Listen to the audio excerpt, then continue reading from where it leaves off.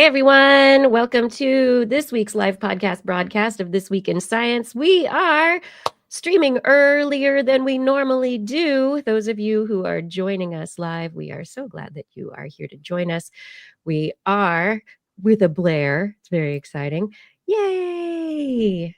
Everybody tap, tap, mic, all good? Check 1, 2. Wee. Yes, looking good there, Justin. Tap the mic. That's right. Let's see. What do I have to say? This is a part of the show that's not really the show, but it's the live part of the show. It'll get cut out because we cut out a lot of things for the podcast to make sure that the podcast is a wonderful, smooth listening experience. If you like the live, make sure that you are subscribed to our YouTube, Twitch, and Facebook channels.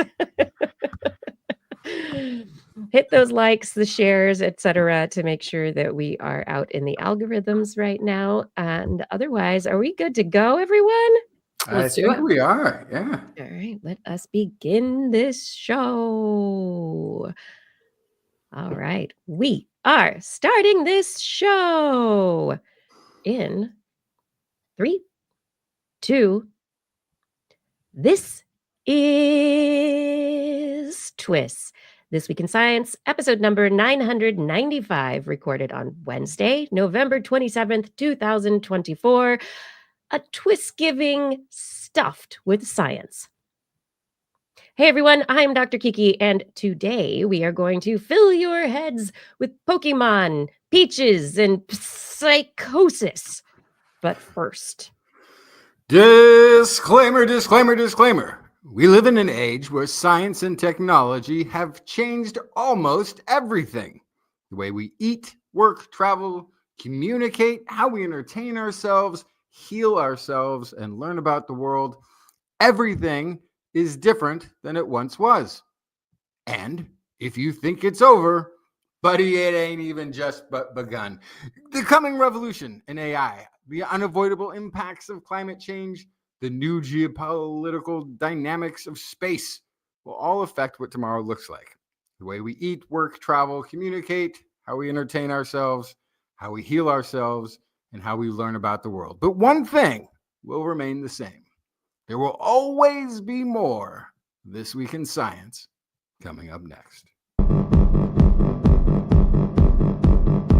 I've got the kind of mind that can't get enough. I want to learn everything. I want to fill it all up with new discoveries that happen every day of the week. There's only one place to go to find the knowledge I seek. I want to know what's happening. What's happening? What's happening this week in science? What's happening?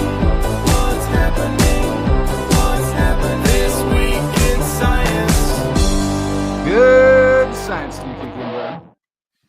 And a good science to you too, Justin, Blair, and everyone out there. Welcome to another episode of This Week in Science. We are here on the internets to talk about science on this twist giving of a week. We're giving science. What? Welcome. Let's have a fun show full of gratitude, thanks, and maybe we'll, I brought a story about turkey. Yep, we're going to talk about turkeys. I'm also going to talk about peaches, cosmic ray detection, sterile neutrinos, well, maybe not, and sexual rejection, because that'll be fun. What do you have, Justin? I have life that was discovered on an asteroid sample, embedded cells telling on you, Neanderthal manufacturing, and does cannabis cause psychosis? Definitive answer. It's a great question. Would love an answer. Blair, you're back with us. I am. Yay. I am so grateful. Yay. I'm glad we were able to make this show happen today so you could join us for the show this week. Yeah. What is in the animal corner? Well, I brought wolves with a sweet tooth. I brought some multivitamins that are worth a darn. And I also brought that story about Pokemon that you mentioned. Pokemon. Okay, let's go. Let's do this. We ready for a show, everybody? Absolutely. Yeah. All right. Before we jump in, I want to remind all the peoples out there that if you would like to get TWIS when it comes out, make sure that you are subscribed to the channels where we are located: YouTube, Facebook, Twitch. Make sure you got your notifications set, those little bells and whistles and all that kind of stuff. Because then you'll be able to know when we go live on Wednesdays, normally 8 p.m. Pacific time.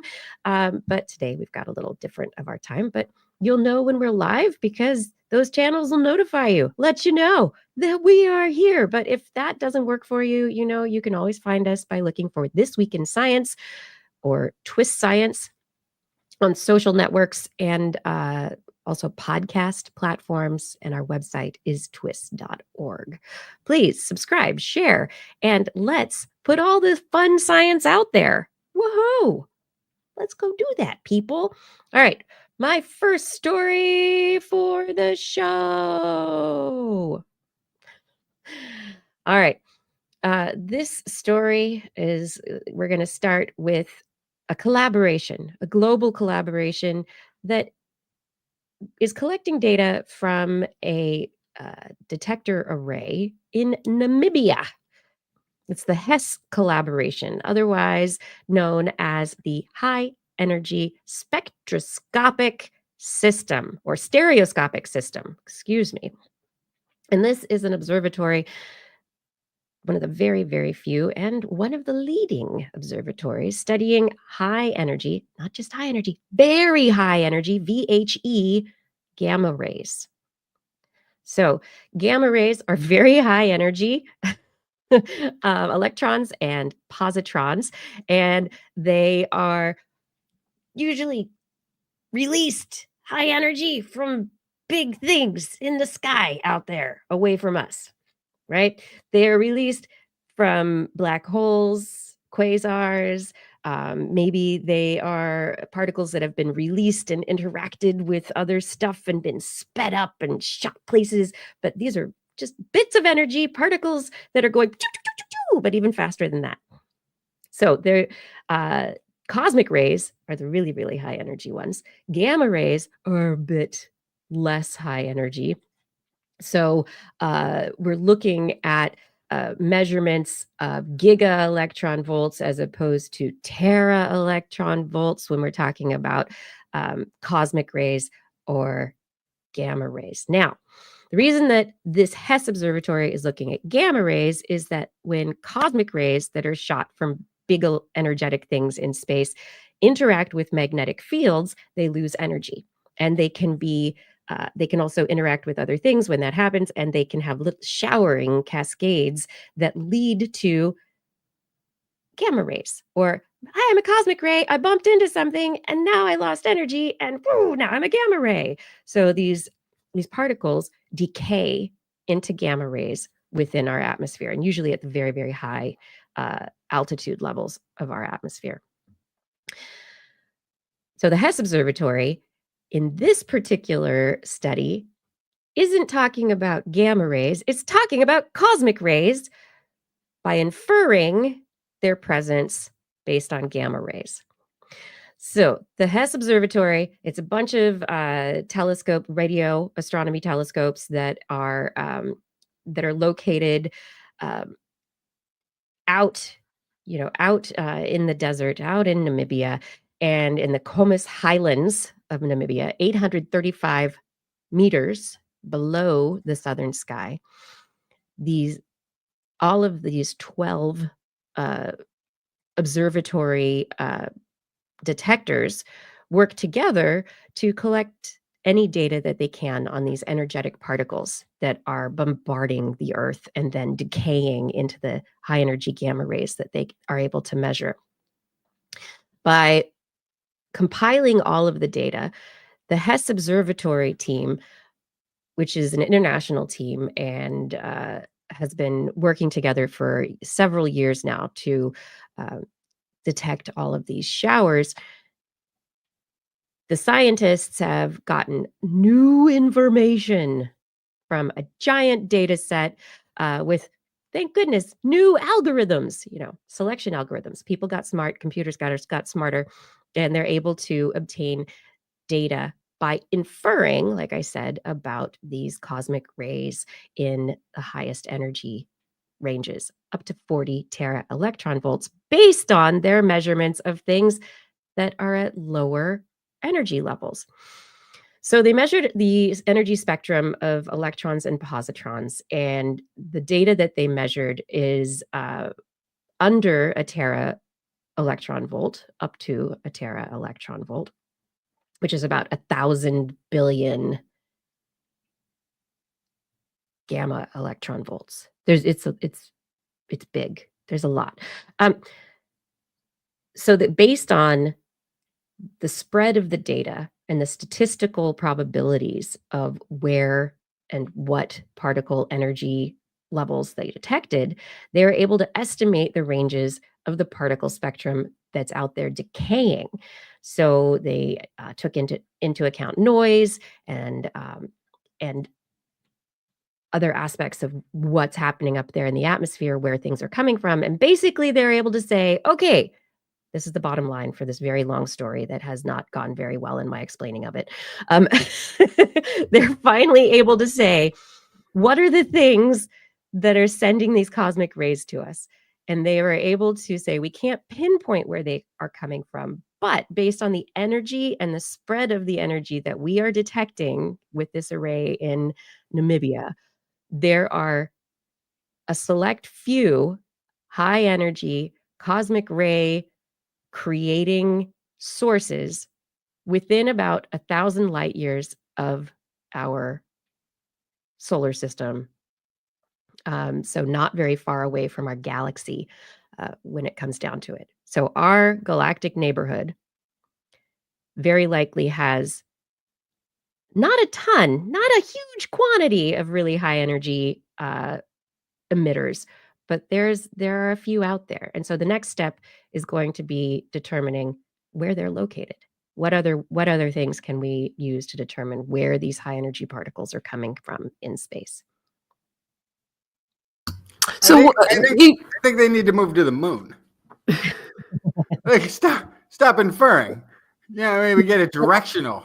Yeah, so that's part of it, though, is cosmic rays. Because cosmic rays are super high energy, they don't interact with a whole bunch of stuff.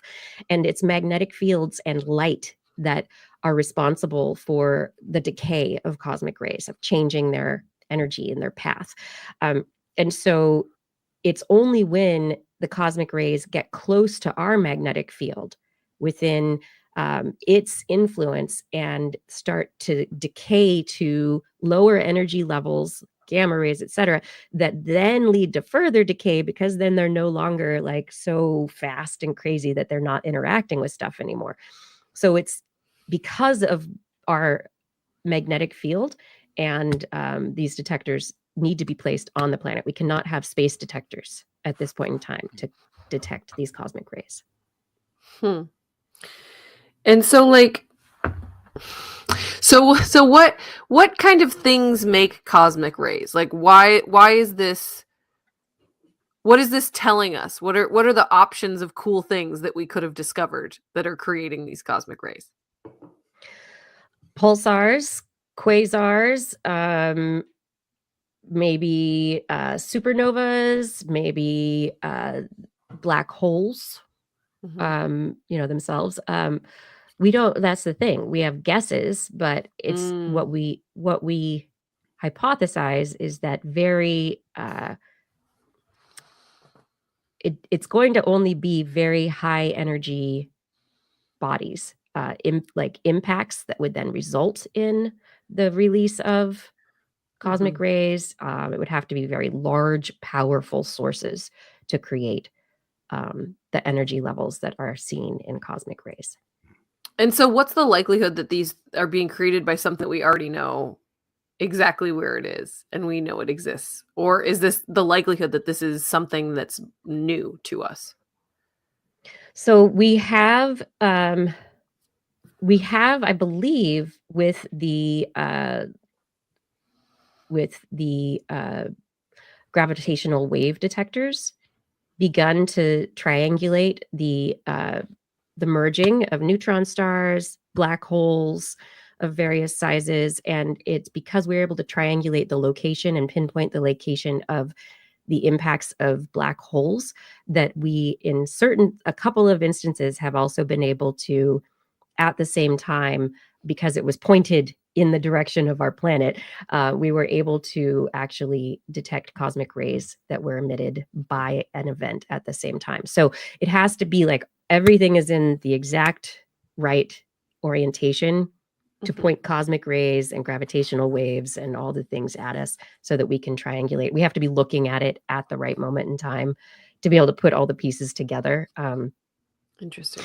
Yeah, I mean, and cosmic rays and other influence, like there's big questions as to, if things are directed, like a laser at the Earth, what kind of impact would that have on the planet? So there are interesting questions as to, what if we got, a whole bunch of high energy particles bombarding our planet?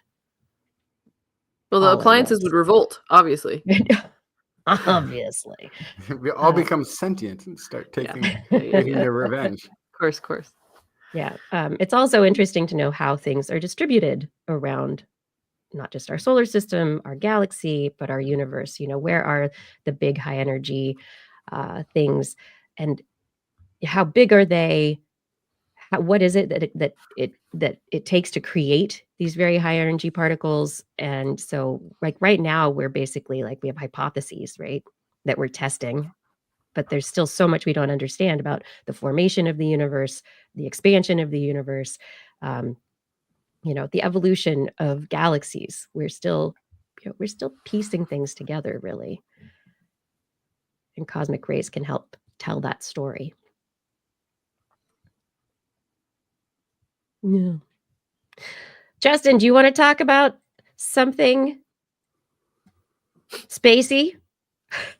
Yeah. So, I mean, I guess not everybody heard, but we went up with the Jackson did went up to the Hayabusa 2 mission, went and sampled Ryugu asteroid, brought the sample back to Earth, and we found life on it.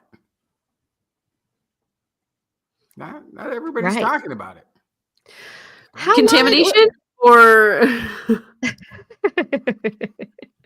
yeah, is it real? Is it a real thing? A real suggestion that there was it was life transported to Earth in a hermetically sealed chamber. The sample was Sure. opened in a nitrogen class 10,000 room to prevent contamination.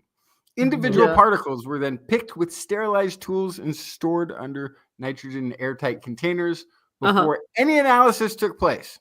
Right. The samples underwent nano Claire, you're X-ray just laughing there. Oh my gosh. tomography You're and was taking then way so much immediately joy. embedded into a resin block for scanning with electron microscopy, Resin block. eliminating any potential for contamination. Right. And they found lots of rods and filaments that looked like they were, somewhere around 5 days old. Mhm.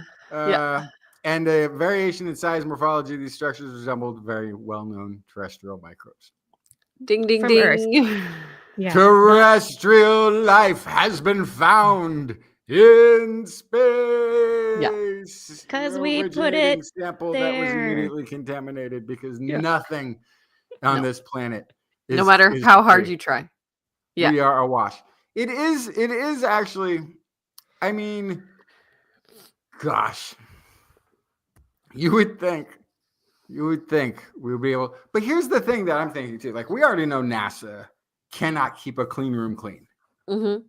This has been a problem. They had this idea: we're going to build our our spacecraft in clean rooms, so that when we throw something up a probe that's going to the moon or the Mars or wherever, it's not going to bring any microbes with it. But they have never been able to keep these rooms completely clean.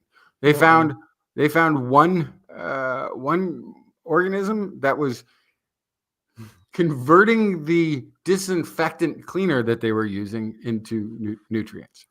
They found another that was eating like delicious the pine paint. salt. Like life is like, we've talked about this before. Like there's like only one life form on Earth. that we all originate from. And you would think, oh, if life can form on Earth, why doesn't it happen all the time? Why aren't there parallel life branches that are completely unrelated to all the rest, and maybe even have a different form of DNA or something like this? And we're like, yeah, it's all related. It's all the same basis. It's all going to have the same origin. And the reason we've talked about it too, we've discussed this already. There's no niches. There's no niches. There's nowhere for anything to get started that it doesn't become food for something else immediately. Like everything is food all the way down. So there's no room. So I think this story has been framed wrong. Instead of we found life on an asteroid, oops, it was ours. No. We just initiated panspermia. Oh yeah. Again. No, we have. Like that's Mars what that means, and the moon. You went to an asteroid, you picked up some stuff. Oopsie, it has life on it from Earth. That means, oopsie, we left some on the asteroid as well.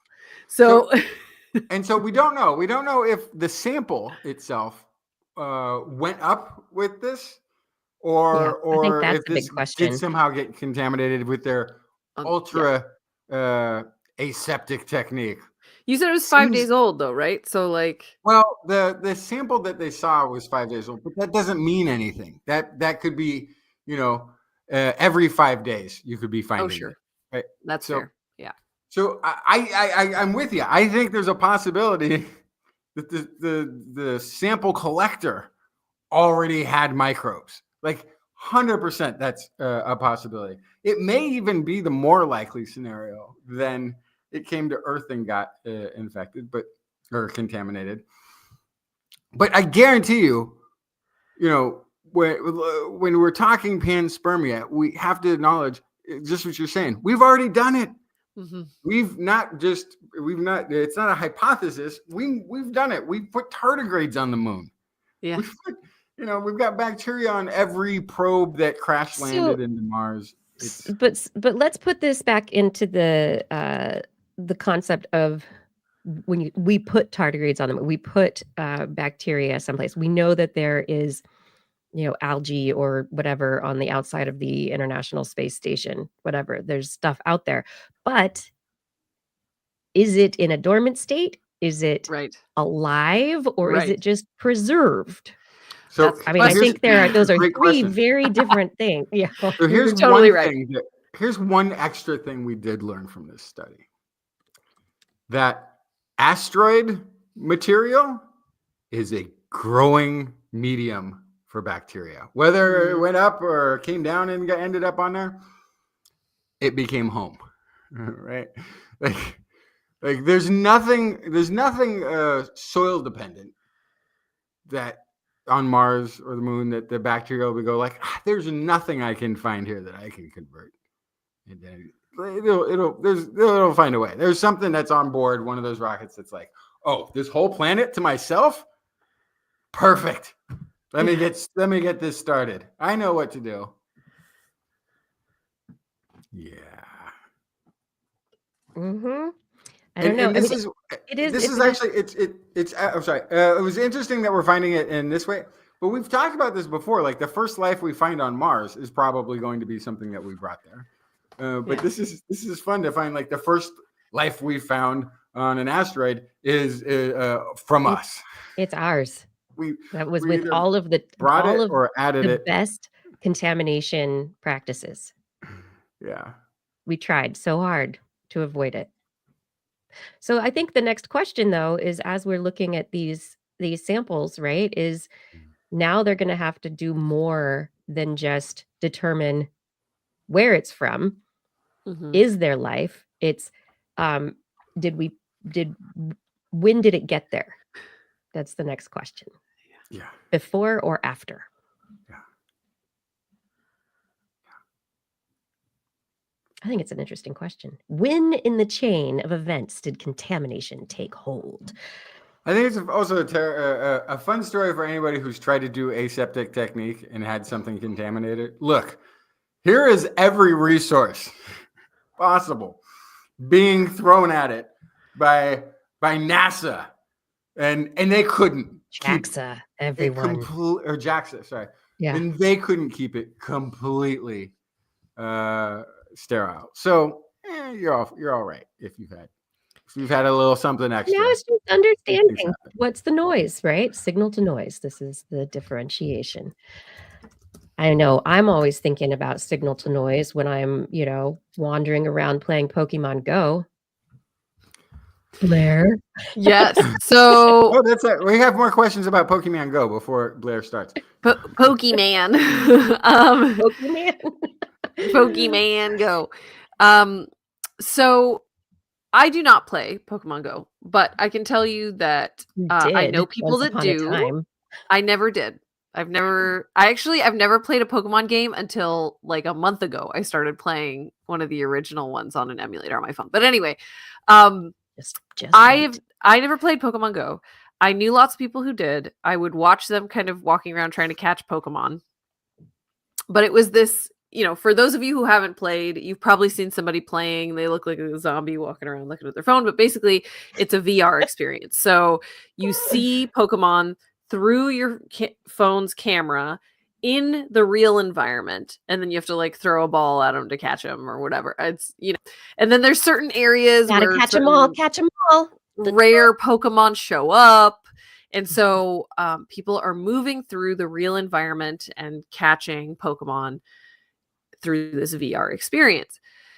Now, this game is provided by this company called Niantic, and they last week revealed that for the last, I don't know, almost 10 years, I want to say, maybe 8 years, however long Pokemon Go has been around, they have been using data from people playing the game to create an AI model for navigating the physical world.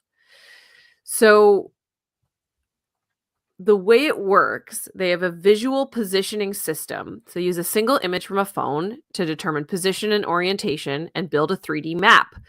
And this is based on people scanning the location through their phone and then capturing images.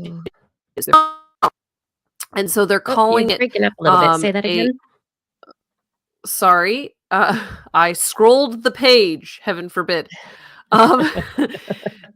So by taking pictures and using the VR filter on the game, they are scanning their natural environment and they are creating a visual positioning system, which uses what they are calling a large geospatial model, or LGM, which is a parallel they draw to a large language model, which is what ChatGPT uses. So language models process text. In this case, this model processes physical space using geolocated images collected through the app. And so they have over 10 million scanned locations, with users capturing about 1 million new scans weekly through the Pokemon Go Scaniverse, is what they're calling it. And so the interesting thing I think about this is, I'm sure it's in the terms of service. Mm-hmm. People probably don't know that. Do they care? Who knows? But I think it's interesting that they found a way to, like, if they had an area that was a blind spot in their geospatial model, they would send a rare Pokemon to that space. And then people would crowd to that space to scan that space for them, which is really smart. Also, think about 8 to 10 years ago, what we're now calling AI looked like, what these models, these learning models looked like, how it was being, if at all. This is like a long game that they were thinking way far in the future when they started collecting this information. I find this fascinating because this is, we know that Google has been collecting this spatial data for a long time with its Google mapping for streets, and then that they have cameras set up that do 3D stuff to get into buildings and shops, and that all of this is heading in a very interesting, like, augmented reality direction.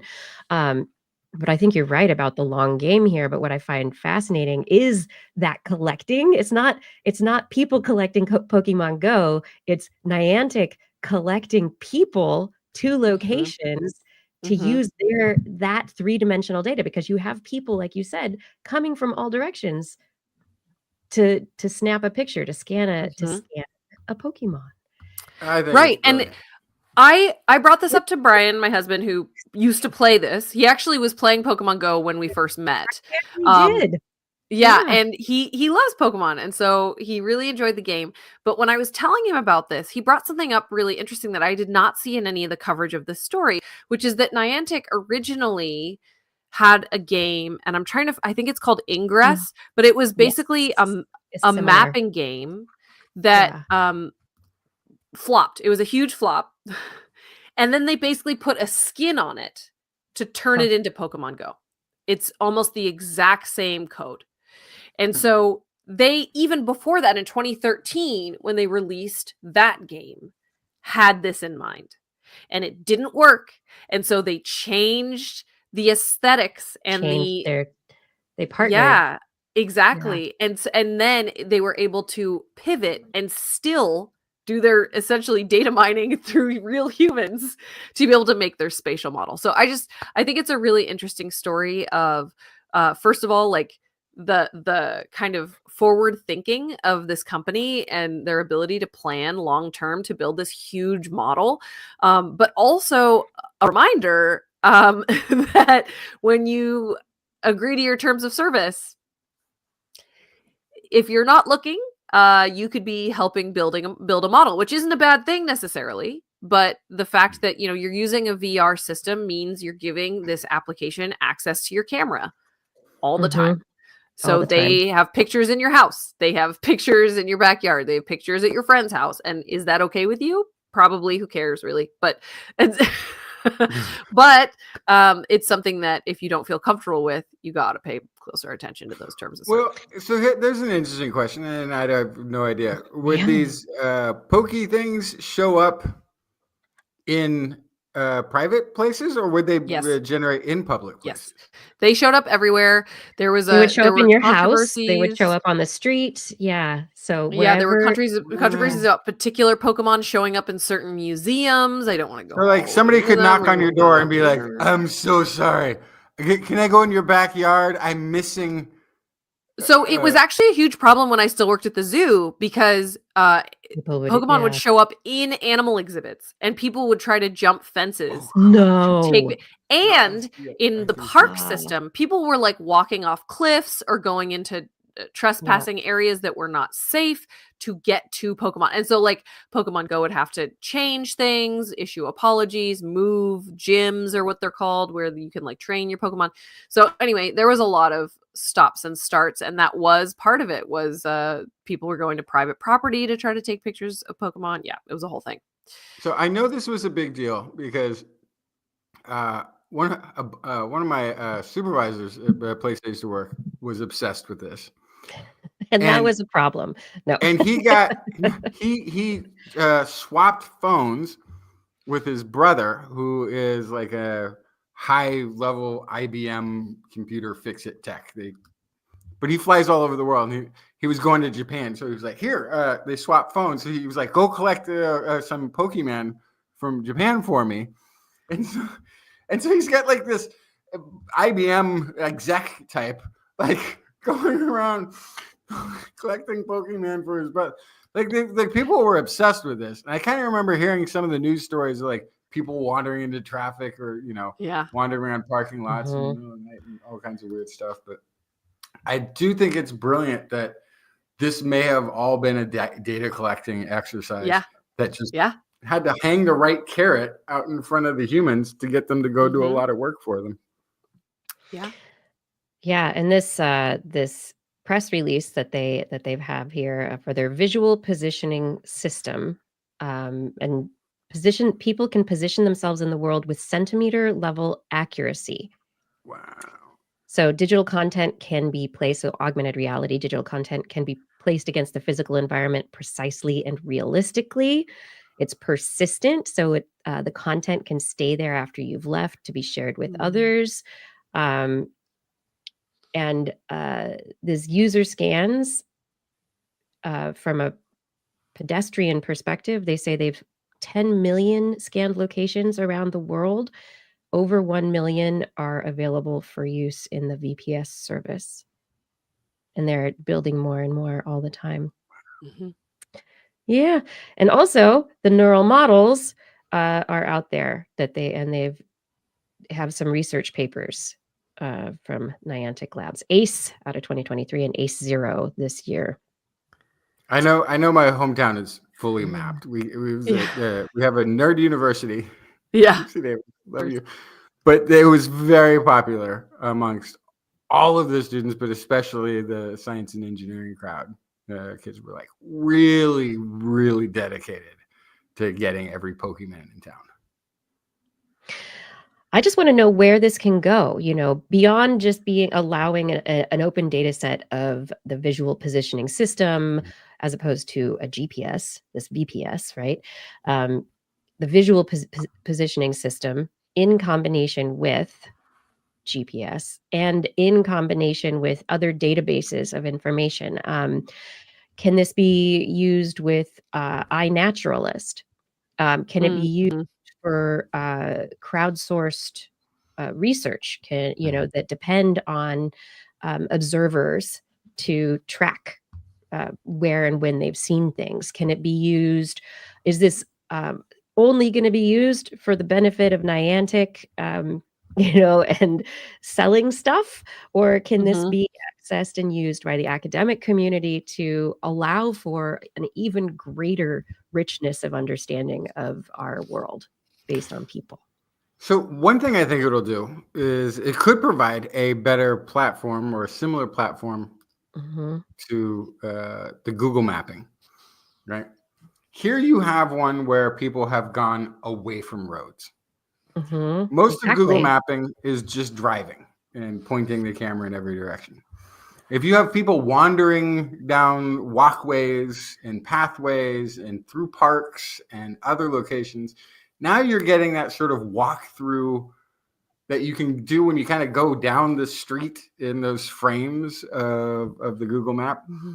With this, you could, and they could put a Pokemon anywhere to fix it if they were missing. You could walk everywhere through a park, through into somebody's backyard, maybe. And I'm curious then too to see how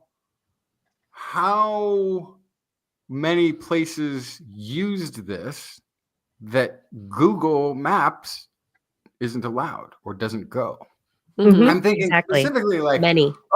I want to wander around this small village in China, and there's no Google Map little drop the fella down there to walk the streets. Maybe they were really into Pokemon, and maybe we have those maps of everywhere that we wouldn't expect. We might not. We might have mapping of more places than than Google Maps has been able to access. Yeah, and from the map that is available, that they are sharing from Niantic at this point in time, this is definitely biased toward where people are. So Mhm. all the mapping that they're doing Well, to is where Western people are. Right. Yeah. But Japanese, we have Southeast Asia, not China, not Russia.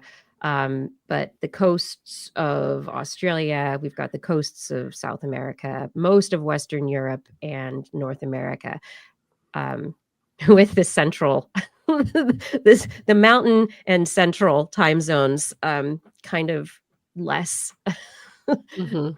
less represented in the North American. Interestingly, Canada, not really. I guess Southern Canada. Yeah, you Alaska, you not got to really figure represented. that most of Canada, Not been out in the tundra. Yeah, even Canadians don't want to live there. I know. Right? Yeah, And the Iceland, ones that not so do, much Greenland. the ones that are out there, doing the survival homesteads in the far, far north, maybe not into Pokemon. It might be Yeah, a non-crossover situation. that's fascinating. That's super fascinating. This is so many levels of interest, from just data to potential science to artificial intelligence to computer games to just society and the implications for understanding ourselves that come out of this. I am excited. Go on, catch them all, everyone. Give us It more is information about the amazingly to be world. so well integrated into global information system when they're doing Yeah. all of this sort of mapping. If they want, forget sending out a survey team paid for Mhm. by a university or by the government or by whoever pays for the survey team to go out and look. Just throw the ultra rare Pokemon out in the Yeah. middle of this desert, and guess what? You'll have all You'll the find it. mapping you You'll get need. it there. People will wander out there no matter whether they have food or water or doctors. Yeah. Who cares? Speaking of places that probably don't have a lot of Pokemon, but they might, I don't know. Antarctica. Antarctica is a place where there probably haven't been many Pokemon found over at the entire continent. But we have research labs out there. So yes, Pokemon have been discovered at Asmundsen and other of our research bases.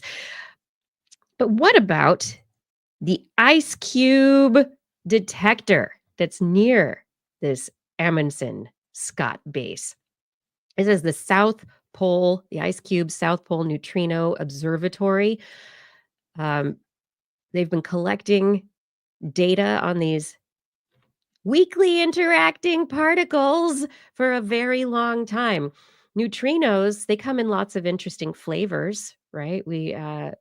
Why are we interested in neutrinos? Well, once again, they are high energy particles that give us information about the universe. They have mass, and the various flavors interact in specific ways that have been um, shown by the standard model of physics, and they have gravitational interactions, weak force. Anyway, the sterile neutrino is a hypothesized fourth flavor of neutrino that would have a little bit of mass but doesn't interact, unlike the other neutrinos, through any kind of force hypothesized for this through the standard model, but only through gravitational interactions. So, if they existed, these sterile, really gravitationally interacting particles, if they interacted, it would get rid of some anomalies in experiments. It could tell us about cold dark matter, warm dark matter, etc. So anyway, the Ice Cube collaboration has, along with some other groups out there, have been trying to see if there is a sterile flavor out there, if there is indeed a gravitationally existing, interacting neutrino. But the answer is no. They just looked at 10.7 years of data at the Ice Cube Observatory, and they didn't find anything. This is an update to past data in that the researchers are basically adding new data to their data set, trying to figure out if this thing is out there, get their significance better so that they have gotten rid of other options or possibilities to explain their results. But basically, the distributions of the energy that they are detecting at the Ice Cube Observatory Array is that, yeah, no,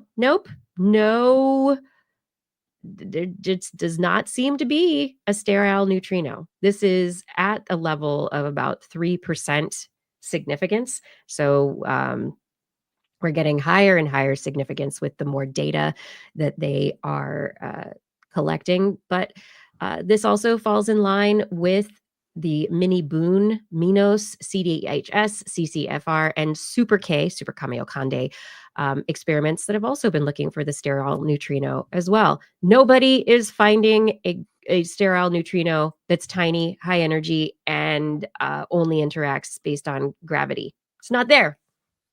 Nope. It's not there. So we can't use a sterile neutrino as far as things work now for the math as a fudge factor in figuring out what's going on in the universe. I love this story though, because what it does is it digs into the kind of the fudge factors that we've talked about. It's like, okay, if we had this particle, it would explain this thing. And so they've been looking for this particle and they're like, okay, well, now we can't. So, with a higher probability, we know it doesn't exist. So now they have to come up with other hypotheses to explain their anomalies. Is there cold dark matter? Is there warm dark matter? What?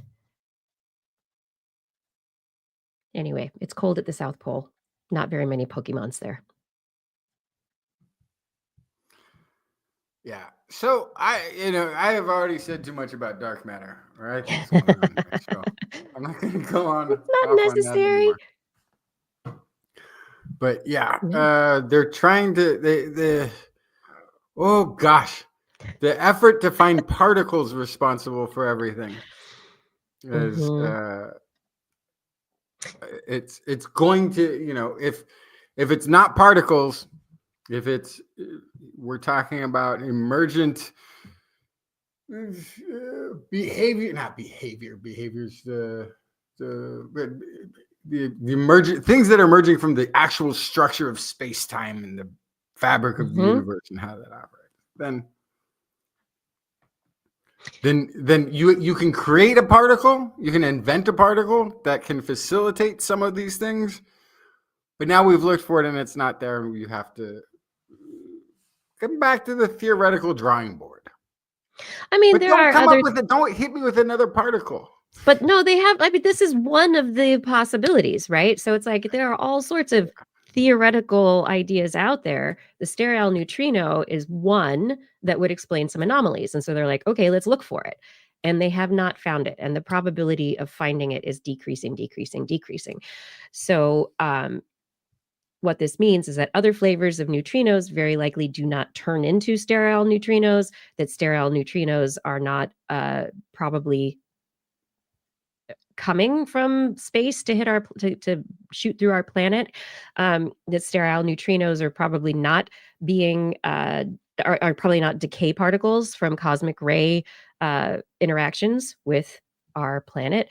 And so the probability of the sterile neutrinos being out there further away is less and less and less and less. And so, yeah, there are other things that they're looking at concomitantly, but it's it's just multiple. It's like, let's look at this. It's the null hypothesis, right? You want to we don't prove I'm anything all in for the null science. It's hypothesis. disprove ideas, right? Huge believer. And there's Yeah. and there's always multiple ideas out there at And work. it is probably the coolest looking research center I've ever seen.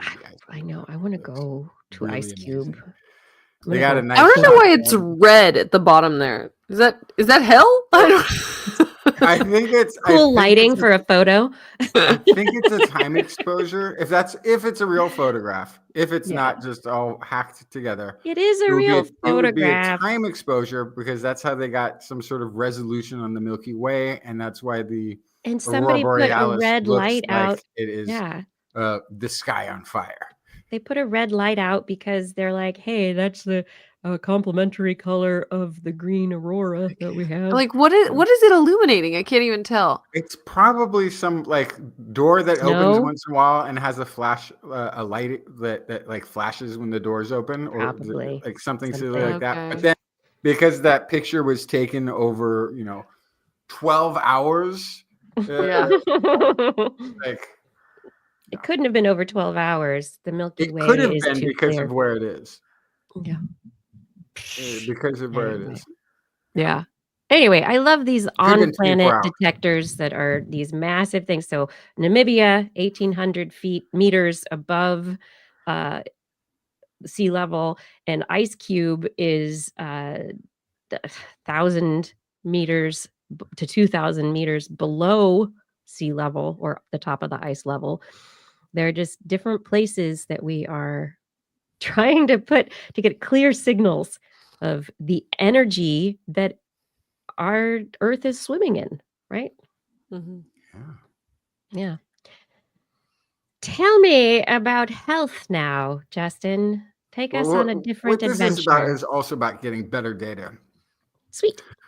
So this is it's not a study so much. It's a little bit of his people sharing their research, as well as coming together for a kind of a research letter type thing, talking about, or a perspectives letter, talking about what we should be working on next. This is a bunch of institutions: University of California, Los Angeles, University of Washington, Seattle, a whole bunch of others got together and collaborated on this. But what they're talking about is creating a embedded recording device, an embedded cellular recording device that you could place in different tissues. And it would basically be an engineered cell that you would incorporate into your own tissues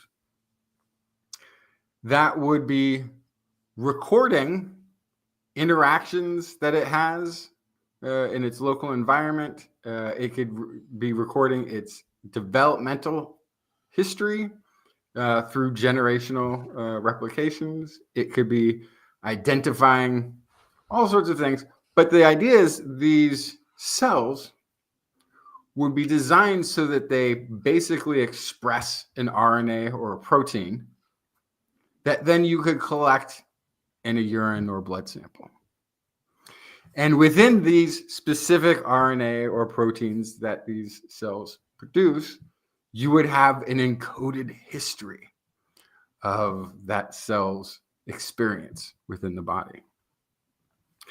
And so you could use these to detect if cancer is beginning. You could use it to detect if they're seeing signals of a specific disease based on basically the life's experience of the cell. And they've got a couple of really interesting suggestions on sort of where we should start with this. There are some that have already been sort of created. We've had modified gut microbiota that were then able to report on sort of their life history within the gut. But yeah, you would want to, some of the suggestions, you want to use a patient's own cells and engineer them so that there's no rejection or anything like that. You could also have them set up with sort of a circuit that if something was going wrong, you could have like a kill switch built into them. It's sort of interesting too, because you would have they would be heritable. So they would be doing transcription, replication generationally and maintaining that, not necessarily maintaining the information generationally, but maintaining the ability to send out proteins that are giving these updates. You wouldn't need to locate the tissue again, right? You wouldn't need to go in and sample that tissue to find out what history it's recorded, because all of that data, all that output is getting put out, there. Mm-hmm. getting kicked out, and you can just sample it like you would do for normal screening. When you do a normal screening, though, you can, with some exceptions, you don't necessarily know where it's coming from. We've recognized that there's a signal in your blood that suggests there might be cancer somewhere, right, in the body, like somewhere. We don't know where.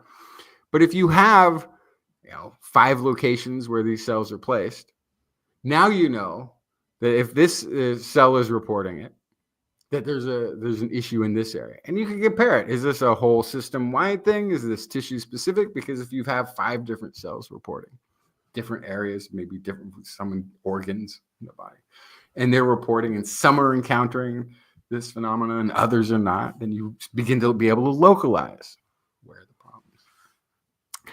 But I thought it was interesting. We were talking about lab on a chip a little while ago. Yeah, This is like, why put all of that outside of the body where it's just going to give you something happened in the body. We don't know where, we don't know when. We don't know how long it's been going on. We don't know what the progression of those specific cells are. And here you could have you could be sort of putting sensors within the body that are cellular, that grow and probably produce, probably don't do a normal function. They'd just be sentinel cells, basically just there to report to you. That's all they do. I think this is interesting because what it's doing is it is taking advantage of the body's own kind of natural reporting system to a certain degree, right? Where it's just learning how to harness the information that's there so that we can use it as a sentinel. Because like the body's doing whatever it's doing, paying attention to its stuff, right? But yeah, so this is important to know. Okay, how is blood sugar? How is when are these genes activated? When is this particular response happening and why?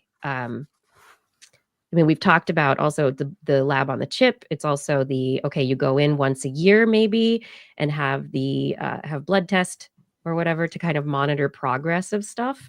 And if you have this additional information, it would give such a richer understanding of aging, of health, right? Mm-hmm. Yeah. Breast, cervix, colon, Heart, have brain, little organ, yeah. groupings of sentinel cells and Mm-hmm. typical disease hotspots, like cancer hotspots. Especially if there's a family history or something like this, and then you're getting that information well ahead of any sort of clinical observational presentation of the disease. Right now, you're getting it. Now you're getting it at a time point where intervention might be able to completely resolve the issue before disease and illness really have an opportunity. Right. So being able to see exactly how things are changing. So this is just a model that they've set up and they haven't actually done it yet. So they right? haven't done it. So what they have is, so they have, there's a system that has been built by I think it's specifically by these groups. One is the courier system, where cells were engineered to export RNA barcodes that were able to, send information out, basically engineered to be able to send basic collectible data out. There's the one I was talking about with where they did the engineered bacteria that were, able to be collected through fecal samples that were, sort of telling about had recorded their nutrient availability, acid, stress, inflammation, interactions with other microbes. What signals that they had encountered were captured within there. So they have a couple of the pieces. Yeah. But what they're asking, they're sort of the call to action of this perspective is like, look how awesome this idea would be. And yeah, there's all of the challenges of getting there, actually making it happen. But here's a roadmap. Here's a moonshot, right? Yeah. That we should be focusing on. And also it gives, like I said, the roadmap, it gives direction. How do you actually get there? And this is putting all those pieces together. So now people can go, okay, these are the things that are needed, and different groups can work on different parts of the puzzle. Yeah, I've never heard of this idea before, and I think it's pretty brilliant. I think it's fantastic. Interesting. Okay, everybody, go. Make it happen. Yeah, go do it. Come on, science. Do it. We want to talk about the results next week. Go science. Woohoo. Have you ever wondered where your peaches come from? No. Thank you for answering that question. Okay. I assume everything would be from somewhere in California. I never imagined that my produce in California comes from out of state. Right. I mean, all the produce avocado is not as it once was, right? Like all of our produce has been somehow bred and engineered to look and taste different for factory farming than than it Yes. originally was, right? But I don't know where peaches were. Peaches must be American. I don't see people going peach crazy. Like people in Europe aren't always like, "Oh, the peaches in Spain are amazing." Yeah, Right? where is stone must- fruit from? That's a great question because it's probably like the peach, nectarine, plums. They're probably all related, right? Avocados, even, right? All right. So, yes. I love all your ideation over here. You're working through the problem. Yes. So those of us who come from the West Coast in California, we know the Central Valley has lots of peach tree groves, lots of stone fruit, and you could say, "Hey, California, whatever." That's not where they came from. Nope. Peaches not from California. You're maybe in the South and you go, "Oh, the Georgia peach." That's, the state fruit, right? So, of Georgia. So maybe the South, whatever. Yeah, no, not where the peach is originally from in North America. According to a study that is just out, Ohio? open access in Nature Communications. It's Ohio, isn't it? It No, is you're not just gonna start original. guessing states. This No, is I your think day. what is that? What is that song? It's like from a total Midwestern band. Millions They of might be giants. peaches, And peaches I for think they're free. from Ohio. I just Yeah. assumed Iowa, one of those Midwestern things. Okay. Peaches were harvested very early in China, domesticated in China, and then spread across Eurasia via the Silk Road, and then into the Americas as late as the 15th and 16th century via, you said Spain, ding, ding, ding, Spanish colonization. And peaches on this TWIS Giving Week, it's interesting to note, they became the first Afro-Eurasian domesticate, that's plant or animal, to be adopted by and spread through indigenous communities. So, how did the peach spread across North America? Well, 15th, 16th century, in the early 1500s, it was brought to the Americas by Spanish colonizers. Those Spanish colonizers brought the peaches, and the peaches didn't spread immediately. It actually took about 100 years or so for the indigenous communities to kind of go, these peaches, interesting. Maybe I like them. I don't know. So the Spanish brought them and started planting peach pits and started cultivating the peaches. Indigenous communities eventually grabbed onto this. So the Georgia peach, that actually is very close to where the uh, original peaches came into the United States. The United States, originally, uh, these Spaniards came into the area in Alabama, Georgia, and traded with members of the Muskogee Creek Nation, who currently grow peaches as a heritage or heirloom crop, and they care for the trees, and it's culturally important to them now. But it was about 1620, which is around the time that we date our first Thanksgiving having being taking place. It was about 1620 when there were the first evidences of or datings of peaches being spread across North America by indigenous communities. So these researchers were like, hey, let's look at old peach pits that we've dug up in archaeological places, and we're going to do some carbon dating there. We're going to look at other chronological modeling that we can do, and we'll try and figure out, where and when the peaches came into the United States, into North America, and how they moved through the country. And really, it took about, like I said, it was from the 1500s until about 1600s that the peach was picked up and started moving through North America, thanks to the networks of indigenous people across the United States. So, Wow, that's awesome. yeah, kind of neat that they're able to do chronological dating, be able to determine when the first peaches were detected thanks to Spanish settlements, and then be able to start dating from there, where different evidence shows up through the years into, when peaches kind of became normalized across the United States. Yeah. That's cool that, like, basically because it's a stone fruit, it Mhm. was easier to transport, I would assume, across the ocean, but Mhm. also easier to date in this Yeah. research. So that's the kind of the nature of the stone fruit made it the perfect candidate for this research. Yeah, and we know if you ever break into the stone fruit at the center of a peach or a nectarine or one of these Oh gosh, fruits, I've never tried. it's like a walnut, right? It's a very hard stone at the center, Mhm. and the seed itself is within that.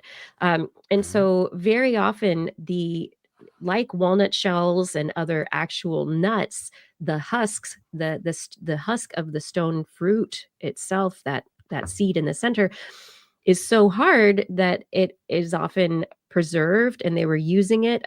Where the archaeologists actually found a lot of their original um, uh, bits of the stone fruit were at the base, kind of like gravel of posts for houses that had been foundational pilings that were used as structures to build structures in these settlements. So they used the broken stone fruits and nut shells and everything, and they put their pilings for structures in them, and so they're able to use that. Like you said, they preserve for a much longer period of time. Yeah, but so it was much later, pre 1600, when the peaches came in, and it was after 1650 to 1675 that peaches, thanks to indigenous communities, actually began to spread across the entire United States and North America. Indigenous communities! I'm going to have to make a peach pie for Thanksgiving this year. Very cool. Yeah, I had no idea. I remember here in Europe. I don't think I've seen a peach in Europe yet. Maybe I just don't go to the right places. You need to be in Spain and not Denmark. Yeah. Lots of peach groves in Denmark. No, there are not. None. Hey, everybody, this is This Week in Science. Thank you so much for joining us on this TWIS giving episode. We're so glad that you're here. And it is my pleasure to invite you to twis.org, where you can find more information about the show, each episode, links to our stories so that you can dig deeper into each of the stories, into the original source material. Additionally, you can subscribe to our podcast, subscribe to our live streaming channels at twis.org. And if you are beginning to search for those holiday gifts, you can click on our Patreon or our Zazzle links at twis.org to do a little bit of that directed shopping that will support This Week in Science and also get Twissy goodness for the people you care about in your life. I mean, really, if you're going to share anything this holiday season, share the gift of TWIS. Right? Why not? And next week is Giving Tuesday, and your gift to TWIS could very much be to help support us into the new year. So we ask for your support. Click on the Patreon link. We also make PayPal donation available. Please give to TWIS, as your gifts are what really keep this show going. Thank you so much for your support. Day in, day out, week in, week out, little bit of stories of science shared around the world. Thank you. We can't do it without you. All right, as we're going to come back right now, it is a part of the show that we haven't heard from in a little while because Blair has been off gallivanting. No, really, being a mother, having a family, being responsible. It's time for Blair's Animal Corner with Blair. She loves our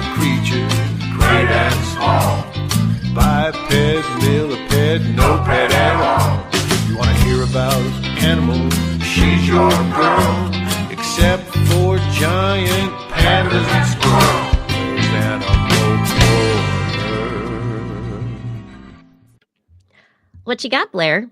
I have a story about Ethiopian wolves, which, What? if you're not familiar with them, I am they're a not. wolf. They're just a wolf species. They're really cool. They're endangered. They're very rare. We actually had a statue of one at the zoo when I worked there, so I learned a bunch about them at the time. They're really amazing animals that aren't well known, but some new research from the Ethiopian Wolf Conservation Program have found Ethiopian wolves doing something really unusual. They found them foraging for the nectar of the Ethiopian red hot poker flower. They're so cute. They look like a fox wolf. Yes, absolutely. They're, They look like a they're fox wolf. yeah, they're adorable. And okay, so this looks like this picture that comes with the study. It looks like this cute fox wolf, Mm-hmm. Fantastic Mr. Fox, Mm-hmm. is licking a one of those 4th of July ice cream rocket pops. Yes, yes, absolutely. And so what they discovered was that this particular flower has this nectar in it. And so the nectar is very sweet. And these wolves will go sometimes up to 30 blooms in a single trip, lick these all up and down to get all of the delicious, delicious nectar. And in the process become covered in pollen. And so that's what I assume you can see in this photo. I can't see it very well because of the color blindness, but I think their nose is all yellow. Their chin they- is all yellow. It's Ye- like a 2-year-old, except it's the fantastic Mr. Fox. And they've gotten that orange, that red, yellow, orange rocket pop all over their face, their snout. There you go. Perfect. Mhm. Yes. Mhm. So in this process, this means what? Ethiopian wolves pollinate. Pollinate. Yes. Yes. So as they see 30 Oh, I blooms was in just one trip, yum. yes, they are pollinating. So they Oh. are transferring this pollen from flower to flower as they feed. This is what researchers at University of Oxford believe is the first known plant pollinator interaction in a large predator. I would put a caveat on that and say potentially an intentional foraging that results in pollination in a large predator, because obviously there's lots of pollination that happens by animals rubbing up on things and then rubbing up on other things that is incidental, right? It's a Right, coincidence. It's yeah, just part of their not a environment. They're moving regular through their thing. environment. But yeah, but This this is a this one though is foraging. very bee-like, right? This is- Exactly. Yes. This is also interesting because wolves are generally speaking carnivores, though the more we learn on this show, these herbivore, carnivore, kind of black and white boxes are gray at best. So they're eating nectar. Otherwise, they're meat eaters. It's kind of unusual, but that's kind of the least of my concerns from this story. I think, my experience working with large carnivores is that they'll eat a lot of things, even if they are supposed to be carnivores, because animals are just trying to survive out there. So they're going to eat whatever food is available that gives them the nutrition that they need. And if there's delicious, sweet, sweet nectar available, why not? So Yeah. now I want to know more about the flowers and how much nectar they produce and how often. And you're saying that these foxes come and they get all of the nectar. They lick the flowers up and down, get the nectar, they get the pollen, and then they're probably going to another flower, right? And the transfer happens and everything. Yes. We know that hummingbirds, which are pollinators and nectivorous, that hummingbirds have a memory for different flowers that they have visited, so they know not to waste energy going back to a depleted flower. And so what I want to know is, how much do these flowers impact the energy metabolism of these foxes, and if it Wolves. is a big energy. Oh, wolves, sorry. I want it to be a fox. Foxes, I know. I know. Of these wolves, then how impactful is that to their behavior? And do they have a very specific memory concentration game of Right. which flowers they've visited? Which flower are they paying attention to what other wolves have visited flowers? And, like, Right. I go visit the Yes. flower? Are they just snarfling all over the place and going, this one sounds good? Lots of really good questions. I have some answers. So, Awesome. but also I think the other question that I could tack onto that list of questions is this flower creating nectar for the wolves? Or is this Right. something that a lot of different animals do? And it's just like, hey, come on, Yes. come all, enjoy the sweet nectar, right? And so the Yeah. wolves are just taking advantage of something that is created for a large host of animals. Or is this a Yeah. very So different specific? from like the honey creepers and their beak specializations and the flowers Mhm. that they visit. What's happening? Right. Yeah, So evolutionarily, biome evolutionarily. Mhm. Uh, how long have they persisted together, and what would have been, did they displace another carnivore, large mammal that was engaging in a similar activity previously? So, to my knowledge, I didn't brush up on my Ethiopian wolf facts before this show, and I should have. Yeah. But to my knowledge, they are an animal that has been around for a very long time in that space. The problem is actually the opposite, that they are endangered, and so their population is decreasing. So my question would be: is that impacting the flower's ability to pollinate and propagate? Right. Um, Mhm. the Ethiopian wolf is really well established. It's been there a very long time. It's not a newly introduced animal. We don't know how long they've been doing this behavior. But one of the things that I think is really funny in this story is that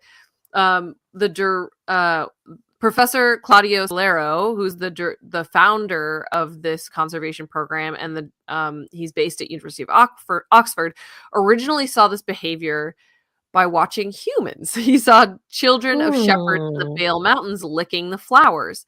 He tasted it, was like, wow, that's really sweet. And later saw the wolves doing the Interesting. same thing. Huh. So, yeah, also People it figured it seems out that, because of the wolf. right, yes, I betcha. could be the opposite, who knows? But also the wolves seem to pass this information on to each other as well. So, Mhm. they will bring juveniles with them.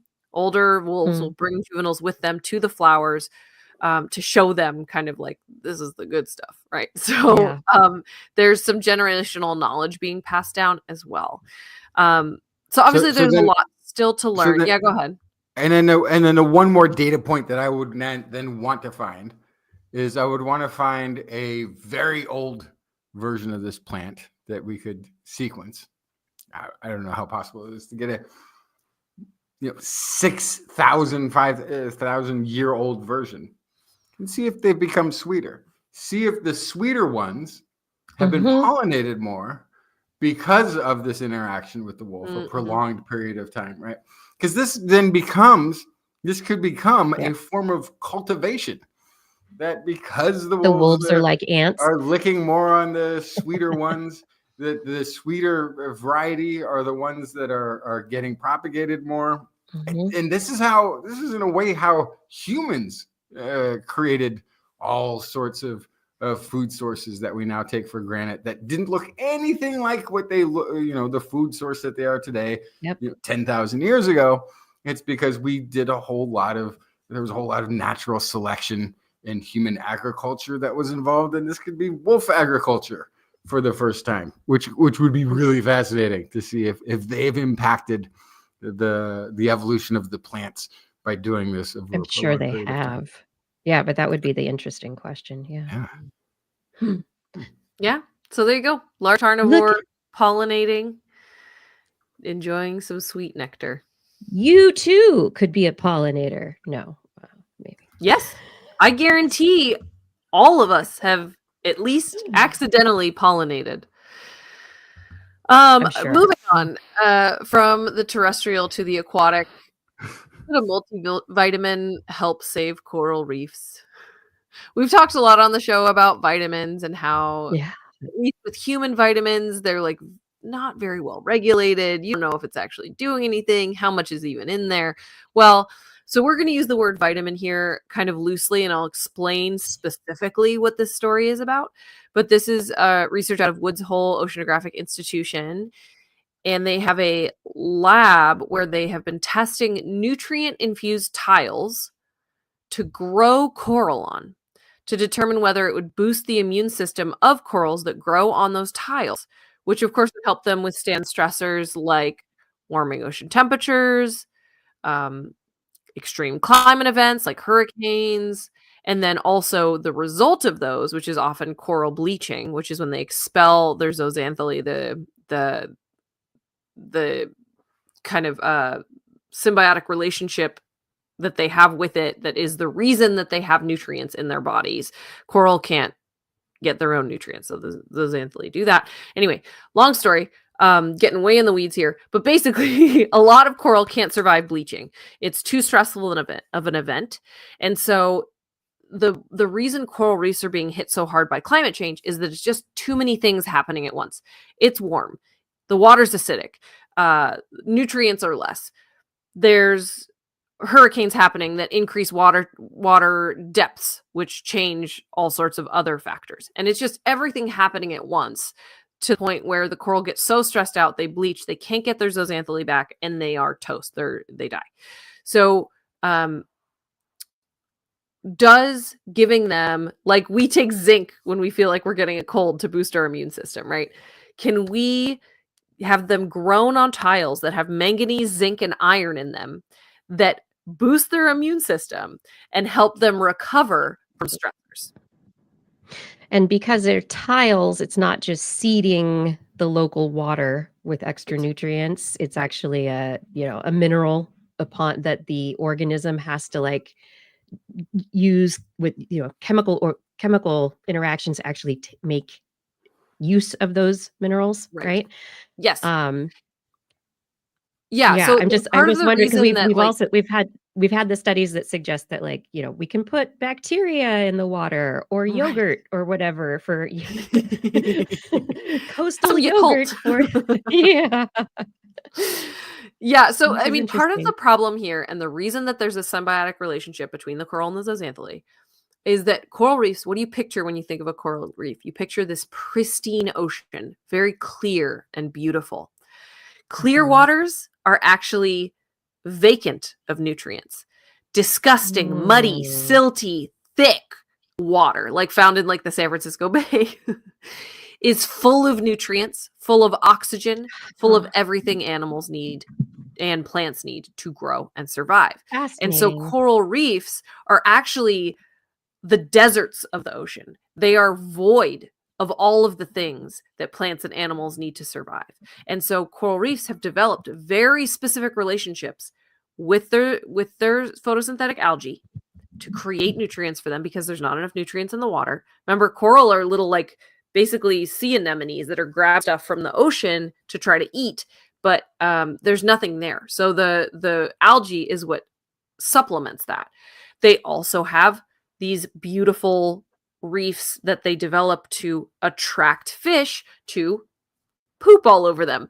Nutrients, protect nutrient them. cycling. So they are, yes. So they are creating their own little mini rainforest amidst what is essentially a desert, right? And so if sprinkling things into the general water table around a coral reef is not going to be very effective because that water doesn't keep things in it. The reason the San Francisco Bay is so silty and thick and full of nutrients is that it's cold and it's nutrient dense and it holds on to those things. Coral reefs are warmer. They don't hold as much nutrients or oxygen. And it's just the whole water dynamics are different. And so if you put general nutrients into the water, they would not stay. And there are all these kind of other issues, right? So putting it in the tile means you're infusing it, like you talked about, like straight into the coral. The coral can take it up as it grows. And so this is a really cool idea, but there's several steps to this process. This was done in the lab at WHOI. And so this Woods Hole Oceanographic Institute. Yes, sorry. WHOI. That is what they call it internally. And I went through some trainings with some WHOI scientists, and so I sometimes say WHOI. Apologies. Sometimes you're talking WHOI. Yeah, Is exactly. that right? That's this is really good research. Yeah, it's like a bunch of hooey. Yeah, exactly. Yes. Oh my gosh. I got to go to Hui and see their cores. It was amazing. Anyway, Oh, neat. the rapidly warming water, coupled with extreme weather events like hurricane season, means they could only do this research in the lab. They wanted to do it in the wild, in the field, but they were not able to do that because of all of these other kind of circumstances going on at the time. So they had to work with preliminary lab data first. So they did a year of lab experiments. They showed that the corals had early benefits from the multivitamins and that they were generally more resistant and resilient to heat stress. But so the next step now is to bring this into the field. They want to embed these nutrient infused tiles into the concrete structure of an artificial reef that's about 20 square meters Mhm. that's designed by the University of Virgin Islands. This structure will be the foundation to plant juvenile corals and for coral larvae to settle on. And there will be a section with tiles and there will be a section without tiles. And they will then be see able how to they see do. if Yeah. there is a difference. Because the other piece here is, yes, in the lab, when you only have these very specific species that they are testing with the tiles, they benefit. Do other species benefit? Do invasive species benefit from these tiles? Do they benefit more than the native species and actually cause further problems and further stress because the invasive species are growing insane? Do they only help one specific type of coral? These are all really important questions. So they need to be able to ensure that the artificial reef looks and sounds similar to a natural reef. They need all of the same benefits of the reef there, beyond just like, yes, it helped this set group of species that we tried in the lab. I'm going to play the uninformed science skeptic Yes. and say, why do we even care about coral reefs, Blair? Why do we care that we have coral reefs? You just want me to say the coral reefs are the lungs of the ocean and they create more than half of the oxygen that we breathe every day. Is that what we're breathing? It's the oxygen and they're making Yes. half of it? Yes, That seems really important when you put it that way. Oh, gosh. Mm-hmm. Yeah, it's all those photosynthetic algae that I was talking about. Yeah, so coral reefs are pretty gosh darn important. I love the idea of these vitamin infused tiles, but this has to be done in conjunction, of course, I would be remiss to not say, has to be done in conjunction with efforts to reduce the impacts of climate change and ocean acidification.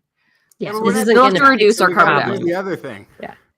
This isn't fixing any It's a problems, both. but it yes and. Yes. But Help the current stressors, reduce future stressors. Must do both. the thing that I find it that you brought up here that I was wondering about, this is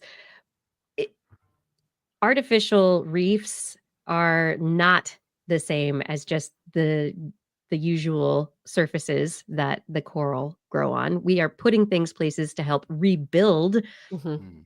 areas that have died out, or Mhm. to build in areas and help coral populate new areas to help them spread.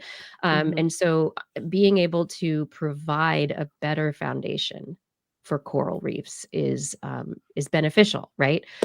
So these are conservation and remediation efforts for the dying coral reefs of our planet.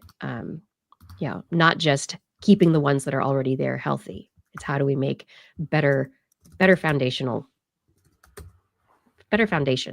for the reefs Mhm. that we build. I don't actually know because I've not ever looked into this. Could we survive on half of the oxygen in No. the atmosphere that we have? No. So I mean, we would if there would be problems. Are we saying that if Yes. the coral reefs all died out, that it would mean that we would be next? Or If all the coral reefs died out, there would be a much bigger problem in the oceans. I mean, it would go. There would be a massive decrease in a lot of stuff. This seems important then. It is kind of important. So everybody stop taking your vitamins because they're needed elsewhere. But instead of vitamins, should we take cannabis? That's completely up to you. It's a personal choice as far as I'm concerned. Justin? Oh no, I have a story about is this. is that something that we should be concerned about? It is your story. I know. Yeah. So okay, so disclaimer though, this was a study on youth and adolescence. So this isn't like a grown-up study. However, one of the fears about the reefer, the marijuana, the cannabis has been that it causes psychosis in youth. Like, oh, if you do this, you'll end up with a high risk of getting psychosis of some sort as a result of it. And there's three separate theories as to why there seems to be a real attraction to cannabis in youth. And what that correlation is to psychosis, because there does seem to be a connection. Like that has been presented.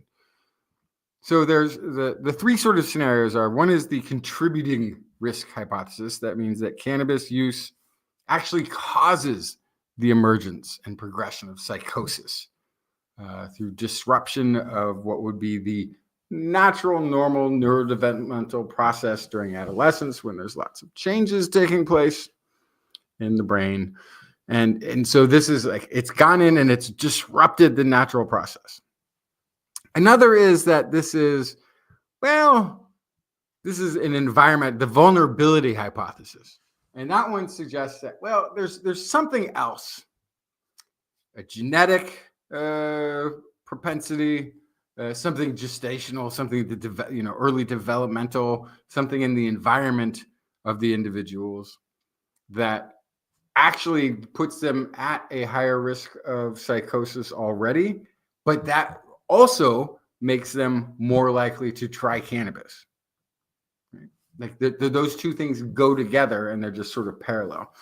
And then there's the third hypothesis is the self-medication, which is these are individuals who are turning to cannabis as a means to alleviate distressing symptoms associated with something in the psychosis spectrum. And that's why they're engaging in cannabis use. So this is a study, 11,868 adolescents. They were aged 9 to 10 at baseline. That doesn't mean that they were on the cannabis. This is when they started tracking these individuals. And they tracked them through that early, late childhood into adolescence. What they discovered was that the symptoms of psychosis showed up first. That it was basically the findings showed that there was symptoms of distress from psychosis spectrum symptoms that were already present and were already building before cannabis use was introduced or initiated for the first time. And so it's kind of reinforcing either the self-medication or that vulnerability where if the things that lead to having psychosis that early also lead you to a propensity to try cannabis. But it doesn't rule out causative, but it has no evidence whatsoever in this study of 11,000 plus that supports a causational relationship between cannabis use and then the onset. It was interesting too because they found some sort of similar things with tobacco use and with alcohol use to a lesser extent. Right? But yeah. So all of you who are afraid because you watched Reefer one of Madness. those after school special that TV egg in the shows where they frying told pan. you- This is your brain. Right. Now it turns out though, playing Dungeons and Dragons does lead to traumatic psychosis because Tom Hanks played the role of the kid. And so he's the most believable person in any role. And so that one stands. Dungeons and Dragons is directly leads to extreme psychosis and maybe even schizophrenia. It's causal. That was because of Tom Hanks and the movie. Because of Tom Hanks. Because everybody loves and trusts Tom Hanks. Because we saw it on TV. The Wizard. Therefore, I remember that movie. I just told my son about it this last week, and he what looked movie at me is that? like, I think it's called The Wizard. This was before you were born, but while me and Kiki were teenagers or young adolescents. It was there was an after school, I think it was like a 3-part episode, and it starts with a bunch of friends playing like. I was terrified of role playing games. It was this show. It was supposed to be anti Dungeons and Dragons. Like people were worried about their children playing Dungeons and Dragons. This is a slippery This is slope. before video games. The thing to be Mazes and Monsters. Mazes and Monsters, maybe. And the main character was played by Tom Hanks, and he gets lost in the game and can't tell reality from this fictional universe that they created in the role playing game, and just becomes lost to them all. And then he die at the end. Like it was really fear mongering. I don't know if he died. I felt like he got institutionalized, but maybe I made a happy ending because I tend to do that. I remember things happy ending than they actually happen. Though he is now in regular counseling, it is implied that Robbie will live out the rest of his life trapped in his imaginary world. Okay, there we go. Oh, I remember him dying. I couldn't even watch that show. I actually kept the right ending. You put a wicked spin on it. But it was like the most and then parents were afraid of letting their kids play role-playing games. And then came video games. Stigma. Yeah, it was the whole thing. All right. Okay. And I think it might have been like Tom Hanks's first big role. It might have been. Anyway, so big study doesn't show a causative effect there. Oh, no, I must have one more. You do have one more. Let's stick to the show. I like the way that's cut into the Gibraltar cliff face overlooking the Albordian Sea. A cave opening leads back in time to one of the earliest manufacturing sites on the planet. A Neanderthal-built tar distillation oven hidden for 65,000 years. So this is a really fascinating study. This is what they have discovered here is within this cave, basically a pit that they can tell was used to manufacture tar from this specific type of leaf. And they can tell that this was, when things were put into this, they were covered, and it was the fire that was started in there was then burning at a low heat because it was deprived of some of the oxygen, which facilitated this conversion of this plant into a sticky tar that they could then use to fix things. They could use it as an adhesive to put on spear points or, just connect whatever tools they needed to connect to whatever else. What's fascinating is that this is the first time we found a manufacturing site. We already had back engineered that they do this underground with low oxygen because the tar, the only way you could facilitate the chemical result of the way that tar is formed is by doing these slow, low oxygen burns underground. Okay. The study that I'm recalling that I think covered on this show probably a year ago or so, where they had done the archaeological experiment where they had done above ground burning of birchwood and below ground and then covered below ground and all of these experiments. The only way they got to the result of the specific tar the Neanderthals were using was by making this pit and covering it and having this controlled fire. The amazing thing to me, though, is that study was in Germany. This is in Gibraltar. And if you don't know where Gibraltar is, I don't blame you. Nobody's ever been there. It's this little rock outcropping at the bottom of Spain. Yeah. that's actually part of the UK, Mm-hmm. right? And so Off the Iberian Peninsula. the Iberian Peninsula. And so this is a very long distance away, and it's a different material. This is a plant leaf material versus a tree material from the German site. But what this is showing is it's the same manufacturing technique.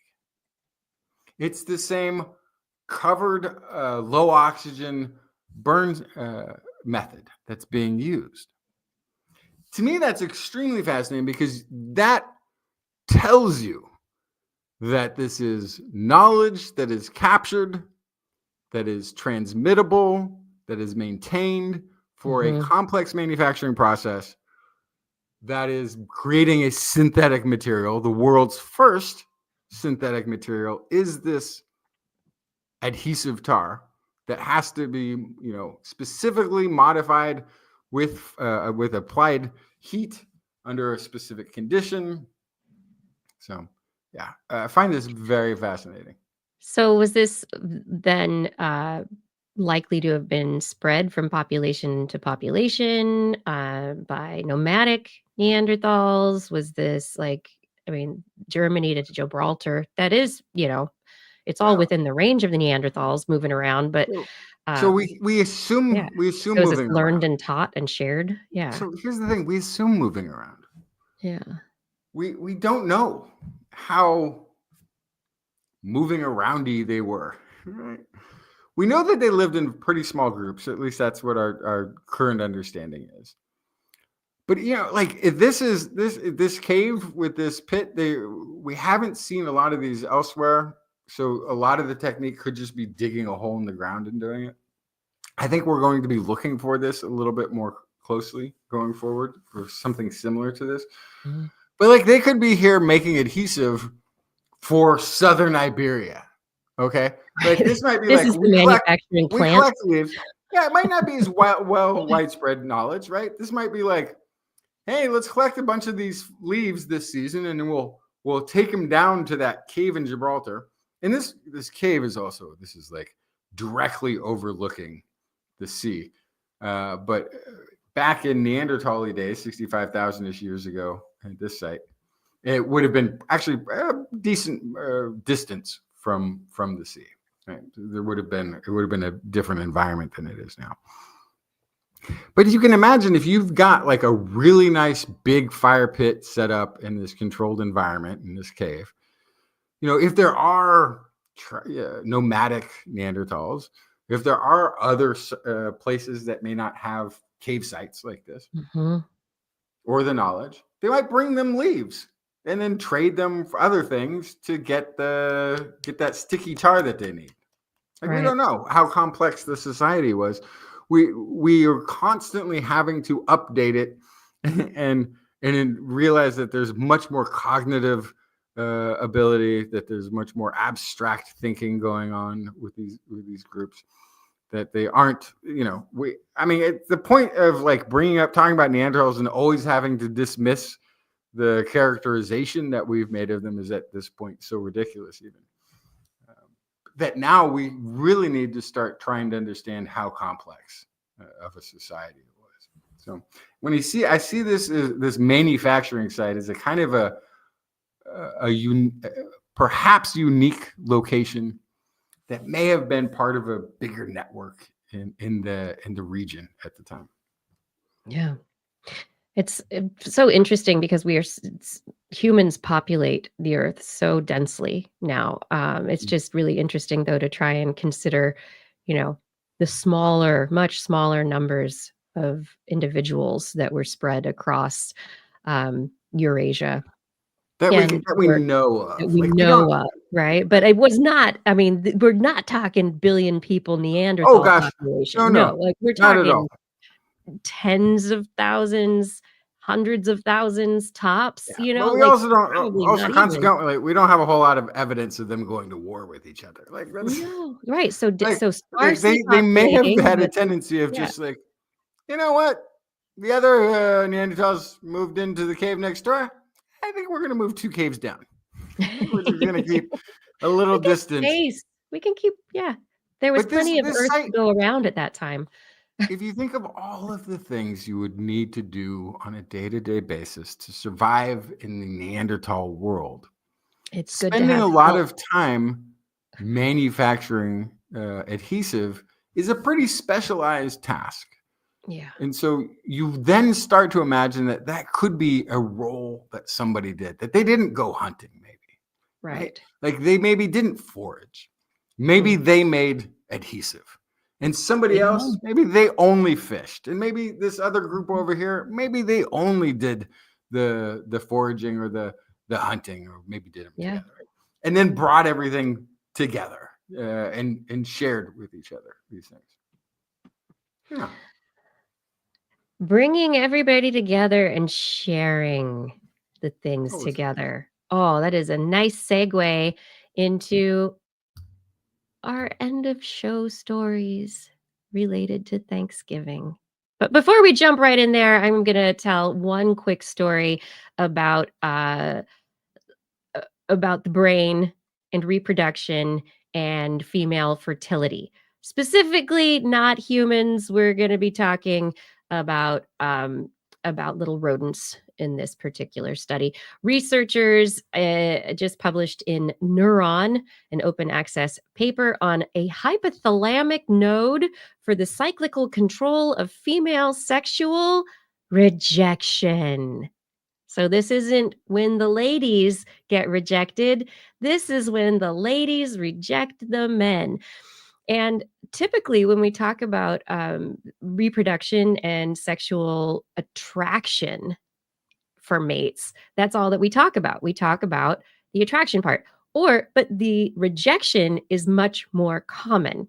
If you look at any reproductive interactions in the animal kingdom, it's like, no, no, no, no, yes. No, no, no, no, no, yes. If you Eggs are remember that. expensive. Yeah.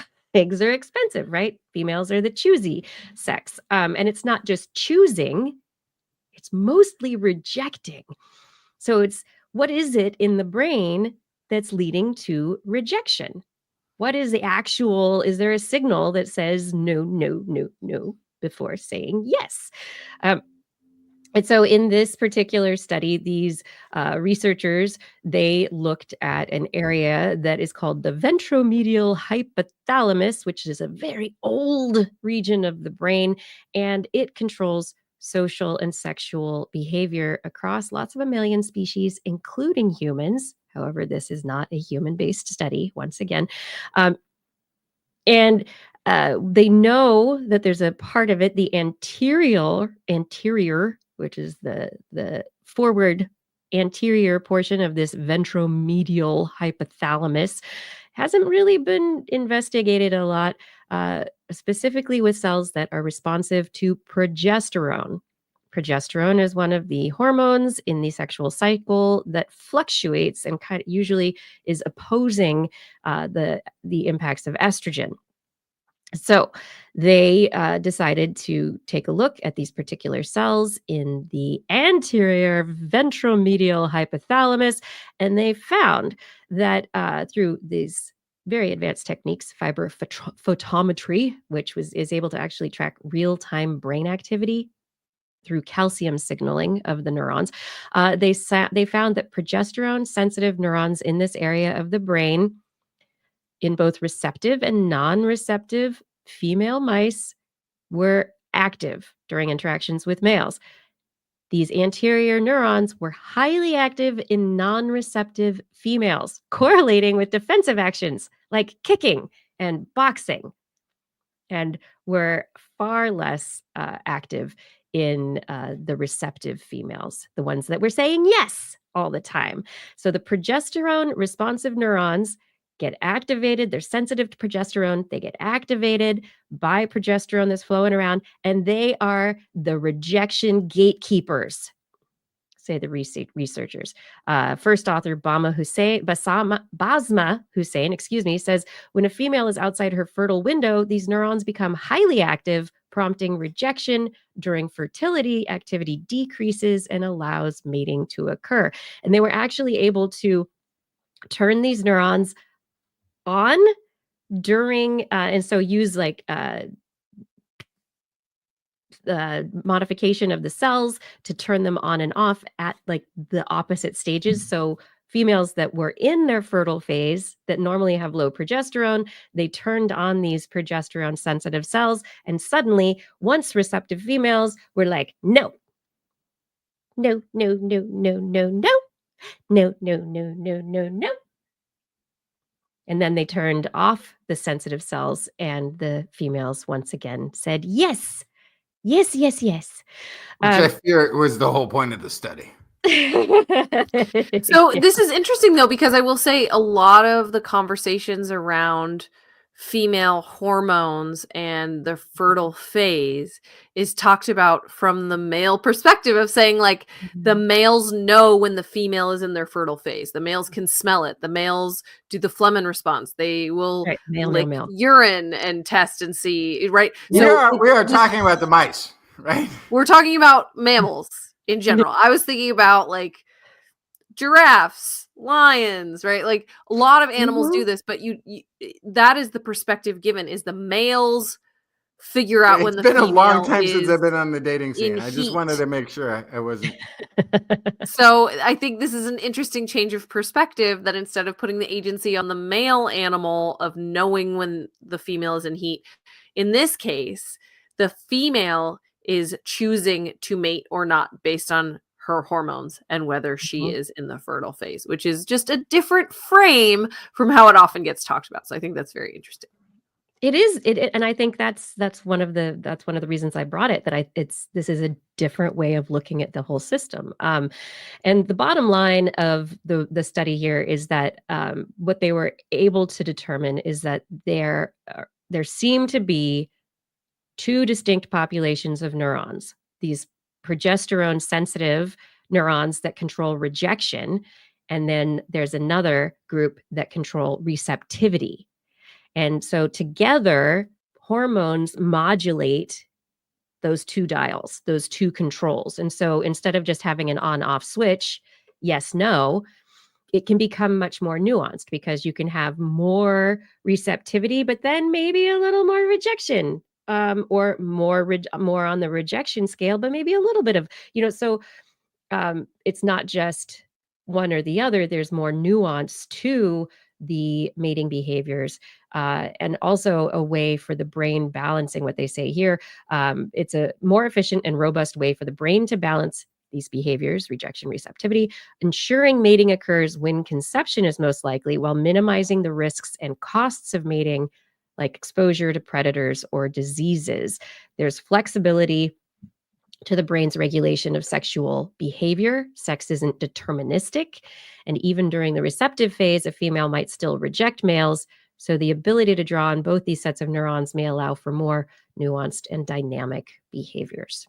And then if we look at it in the sense of extrapolation to humans, we can potentially start to understand, if assuming that these populations of neurons are active in the human brain, how these might lead to certain individuals being more interested or less interested in sex at different times of the month or on a regular basis.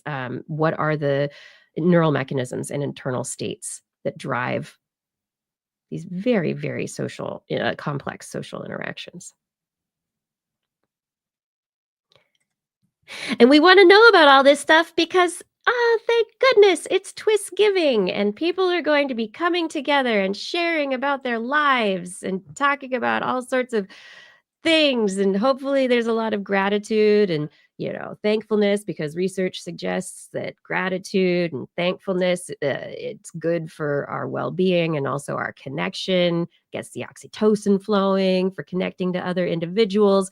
On top of that, when you dress up and you feel pretty, study out this week suggests that people who feel beautiful are more likely to be nice and more likely to give to other people. So you're more likely to donate or gift to others or be generous to others when you feel pretty. So dress up, be nice, and maybe you'll be nicer at the dinner table. Look at yourself when you get to that Thanksgiving dinner and you're not feeling generous and say, I feel pretty. I feel so pretty. Or tell cranky people that they look great. Maybe Right. it'll turn it around. Exactly. Yes. Nice. If you feel good and somebody's being cranky. Oh, but you look fantastic. Have you seen yourself? You look so good. Maybe it'll just, the giving will get better and better.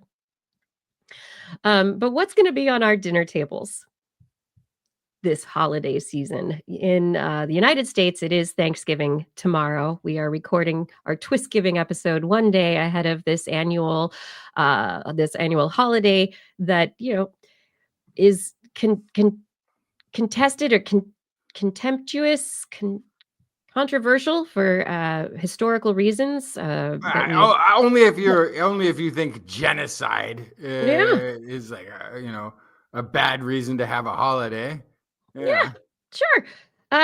Which, but at the same time, we can repurpose old holidays the same way that what is now Christmas was at one point in time a very different religious observation.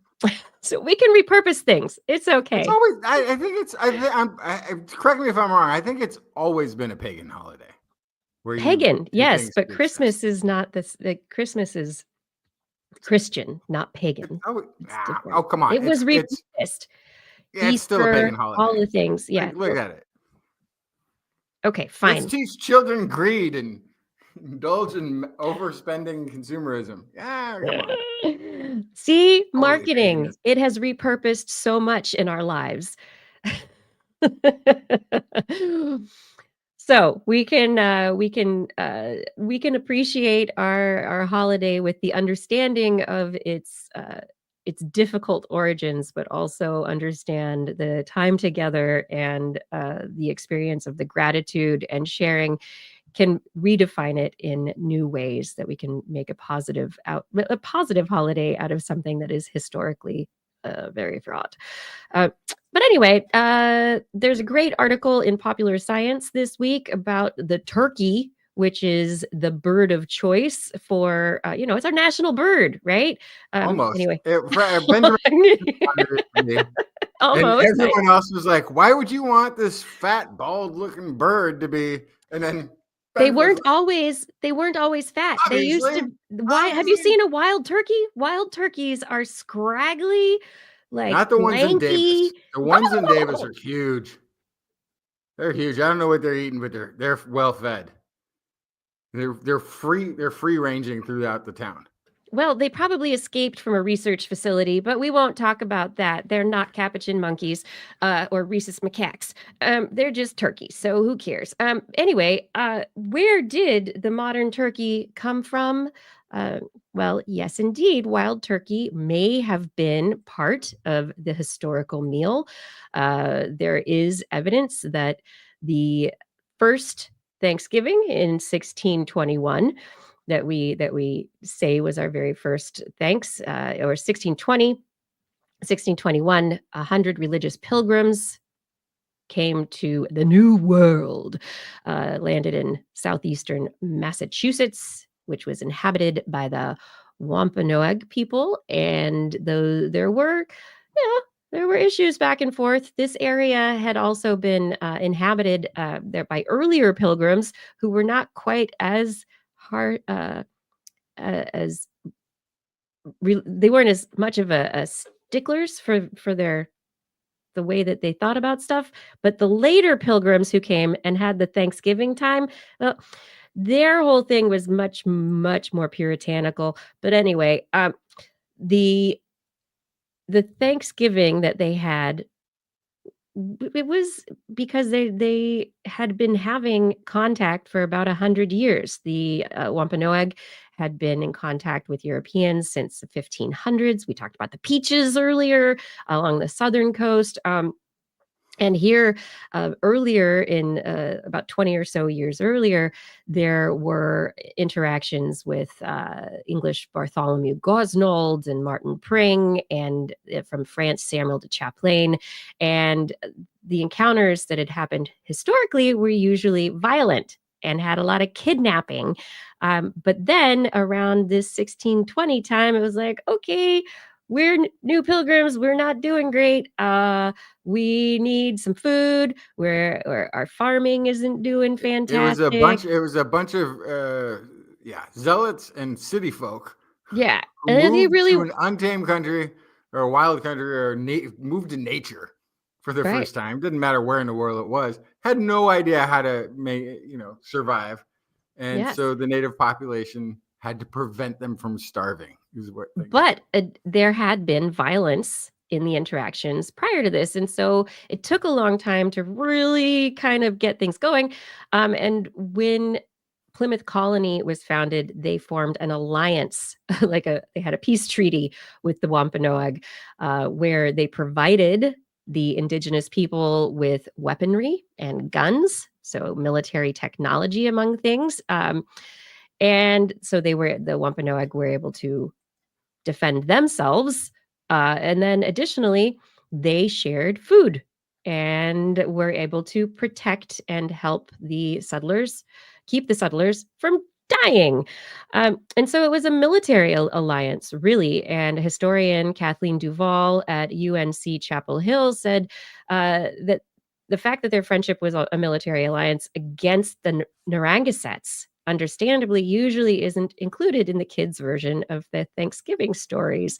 Um, the indigenous tribes, though, taught the English how to fish, plant crops, and gather shellfish. And so the first harvest probably, although it had local fowl, which probably included skinny turkeys, there was probably corn, fish, deer, and other birds. The Wampanoag probably brought corn and meat as well. And additionally, there was probably a lot of shellfish.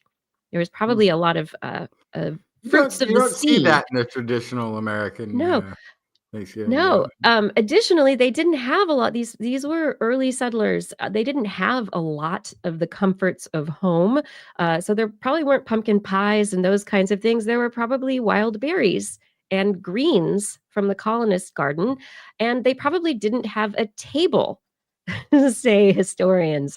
Duval said that they didn't have a lot of silverware. They didn't have glassware. They didn't have uh, probably they sat on the ground. They probably sat on the ground and ate with their hands and ate a lot of fish and nuts and berries and maybe some meat. So the Thanksgiving of today, that it has changed significantly since that very first feast, and the feast didn't have historical relevance at the time to the people involved.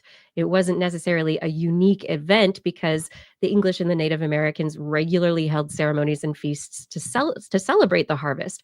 Um, and so uh, the evidence of this first Thanksgiving is that it's kind of like a mishmash of a bunch of things. And it wasn't until 1863 that President Lincoln gave the Thanksgiving Proclamation that created the holiday. That has actually changed dates over the years, but traditionally takes place in November.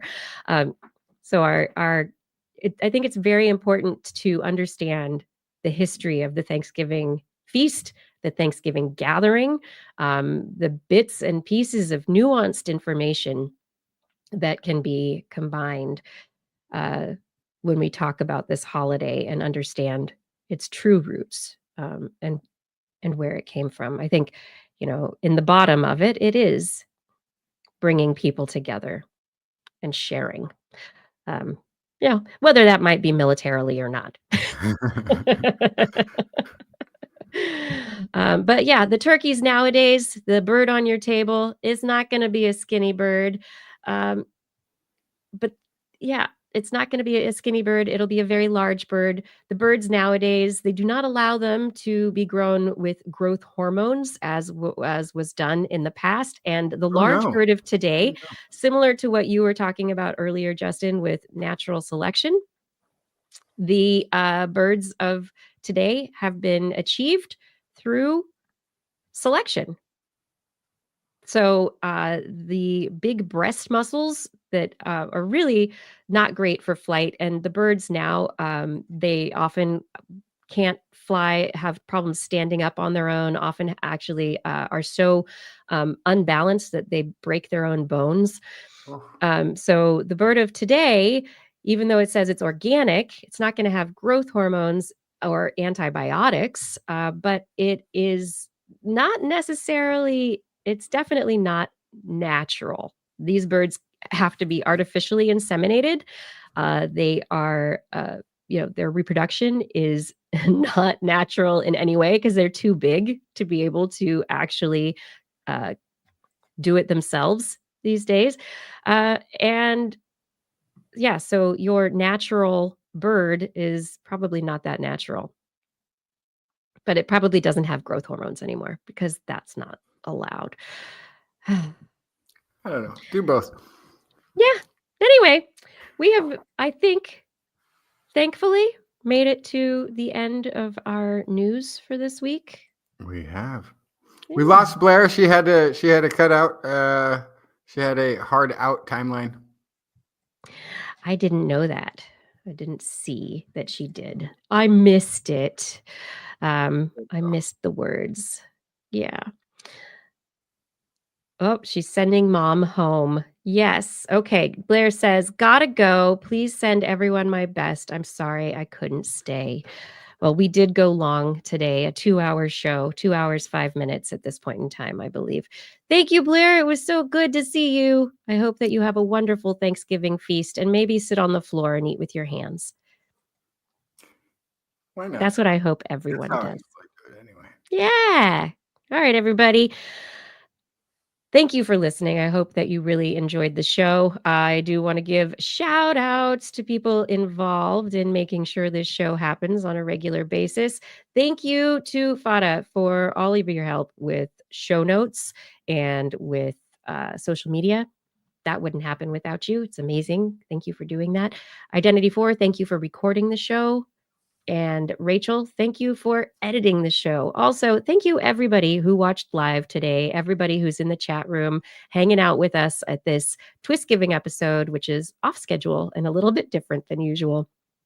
Really appreciate you being here and chatting and taking part in the show.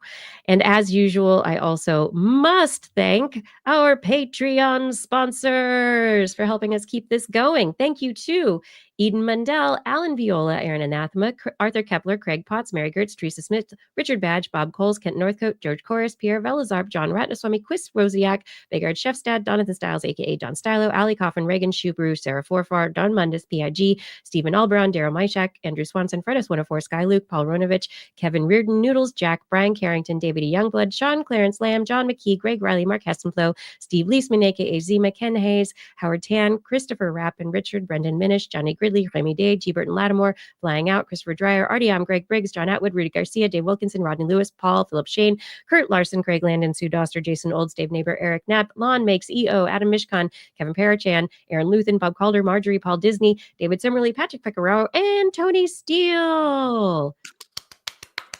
Thank you all for your support on Patreon. And, we really can't do it with our Patreons without our Patreon sponsors.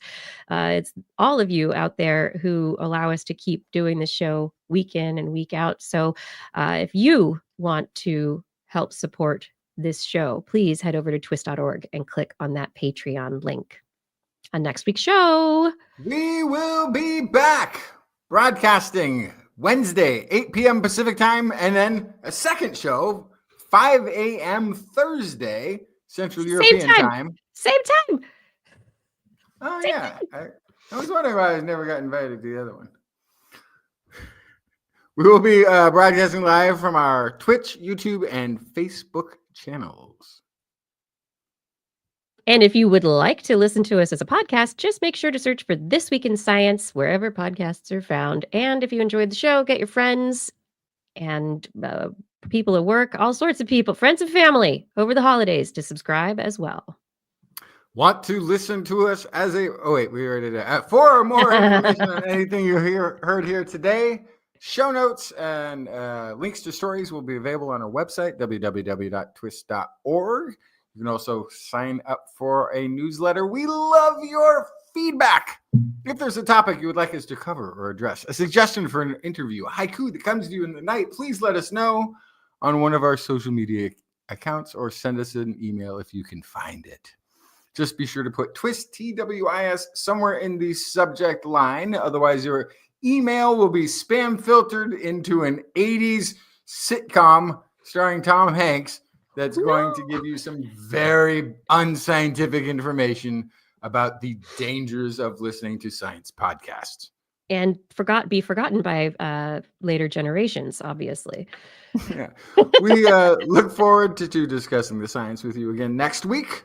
And if you've learned anything from the show, remember, it's all in your head, this twist giving. This week in science. This week in science. This week in science. This week in science, it's the end of the world. So I'm setting up shop, got my banner unfurled. It says the scientist is in, I'm gonna sell my advice.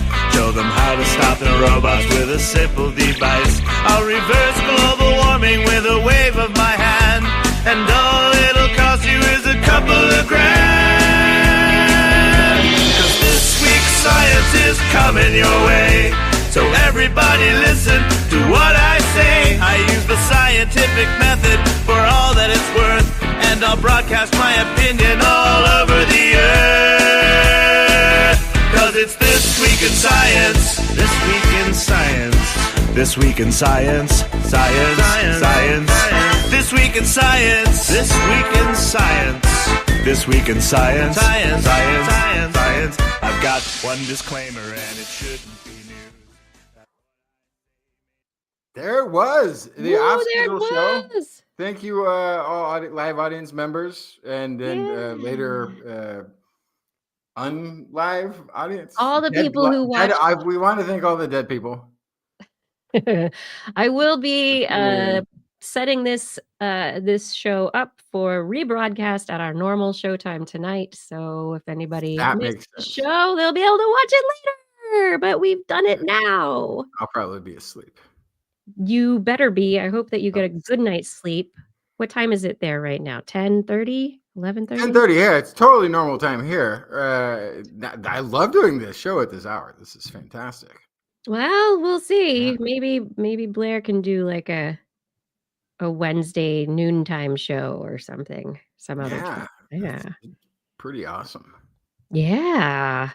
Because I have to Daytime, wake it's up. very odd. I wake up Like- early anyway, but then I have to wake up even Think. earlier and be Immediately. caffeinated and ready to do a show Mhm. and talking intelligently at 5 a.m, which is, It's great. I'm I've getting there. been very impressed. I would not be able to do it.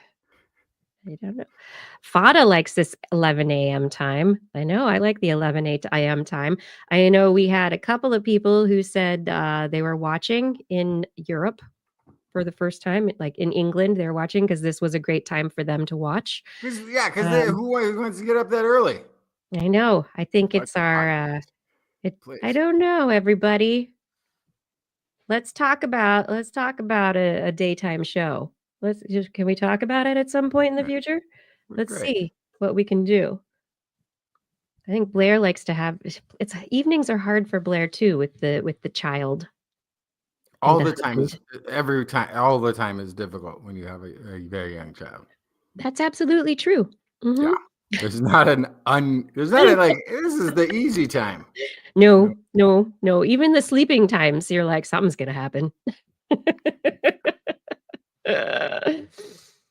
Oh, but you're late, and it's we've been on the air for a bit over 20, not 20. Geez, what is my brain? 20-hour doing? show. More than Another 20 20-hour minutes. show. How do we do it? I don't know.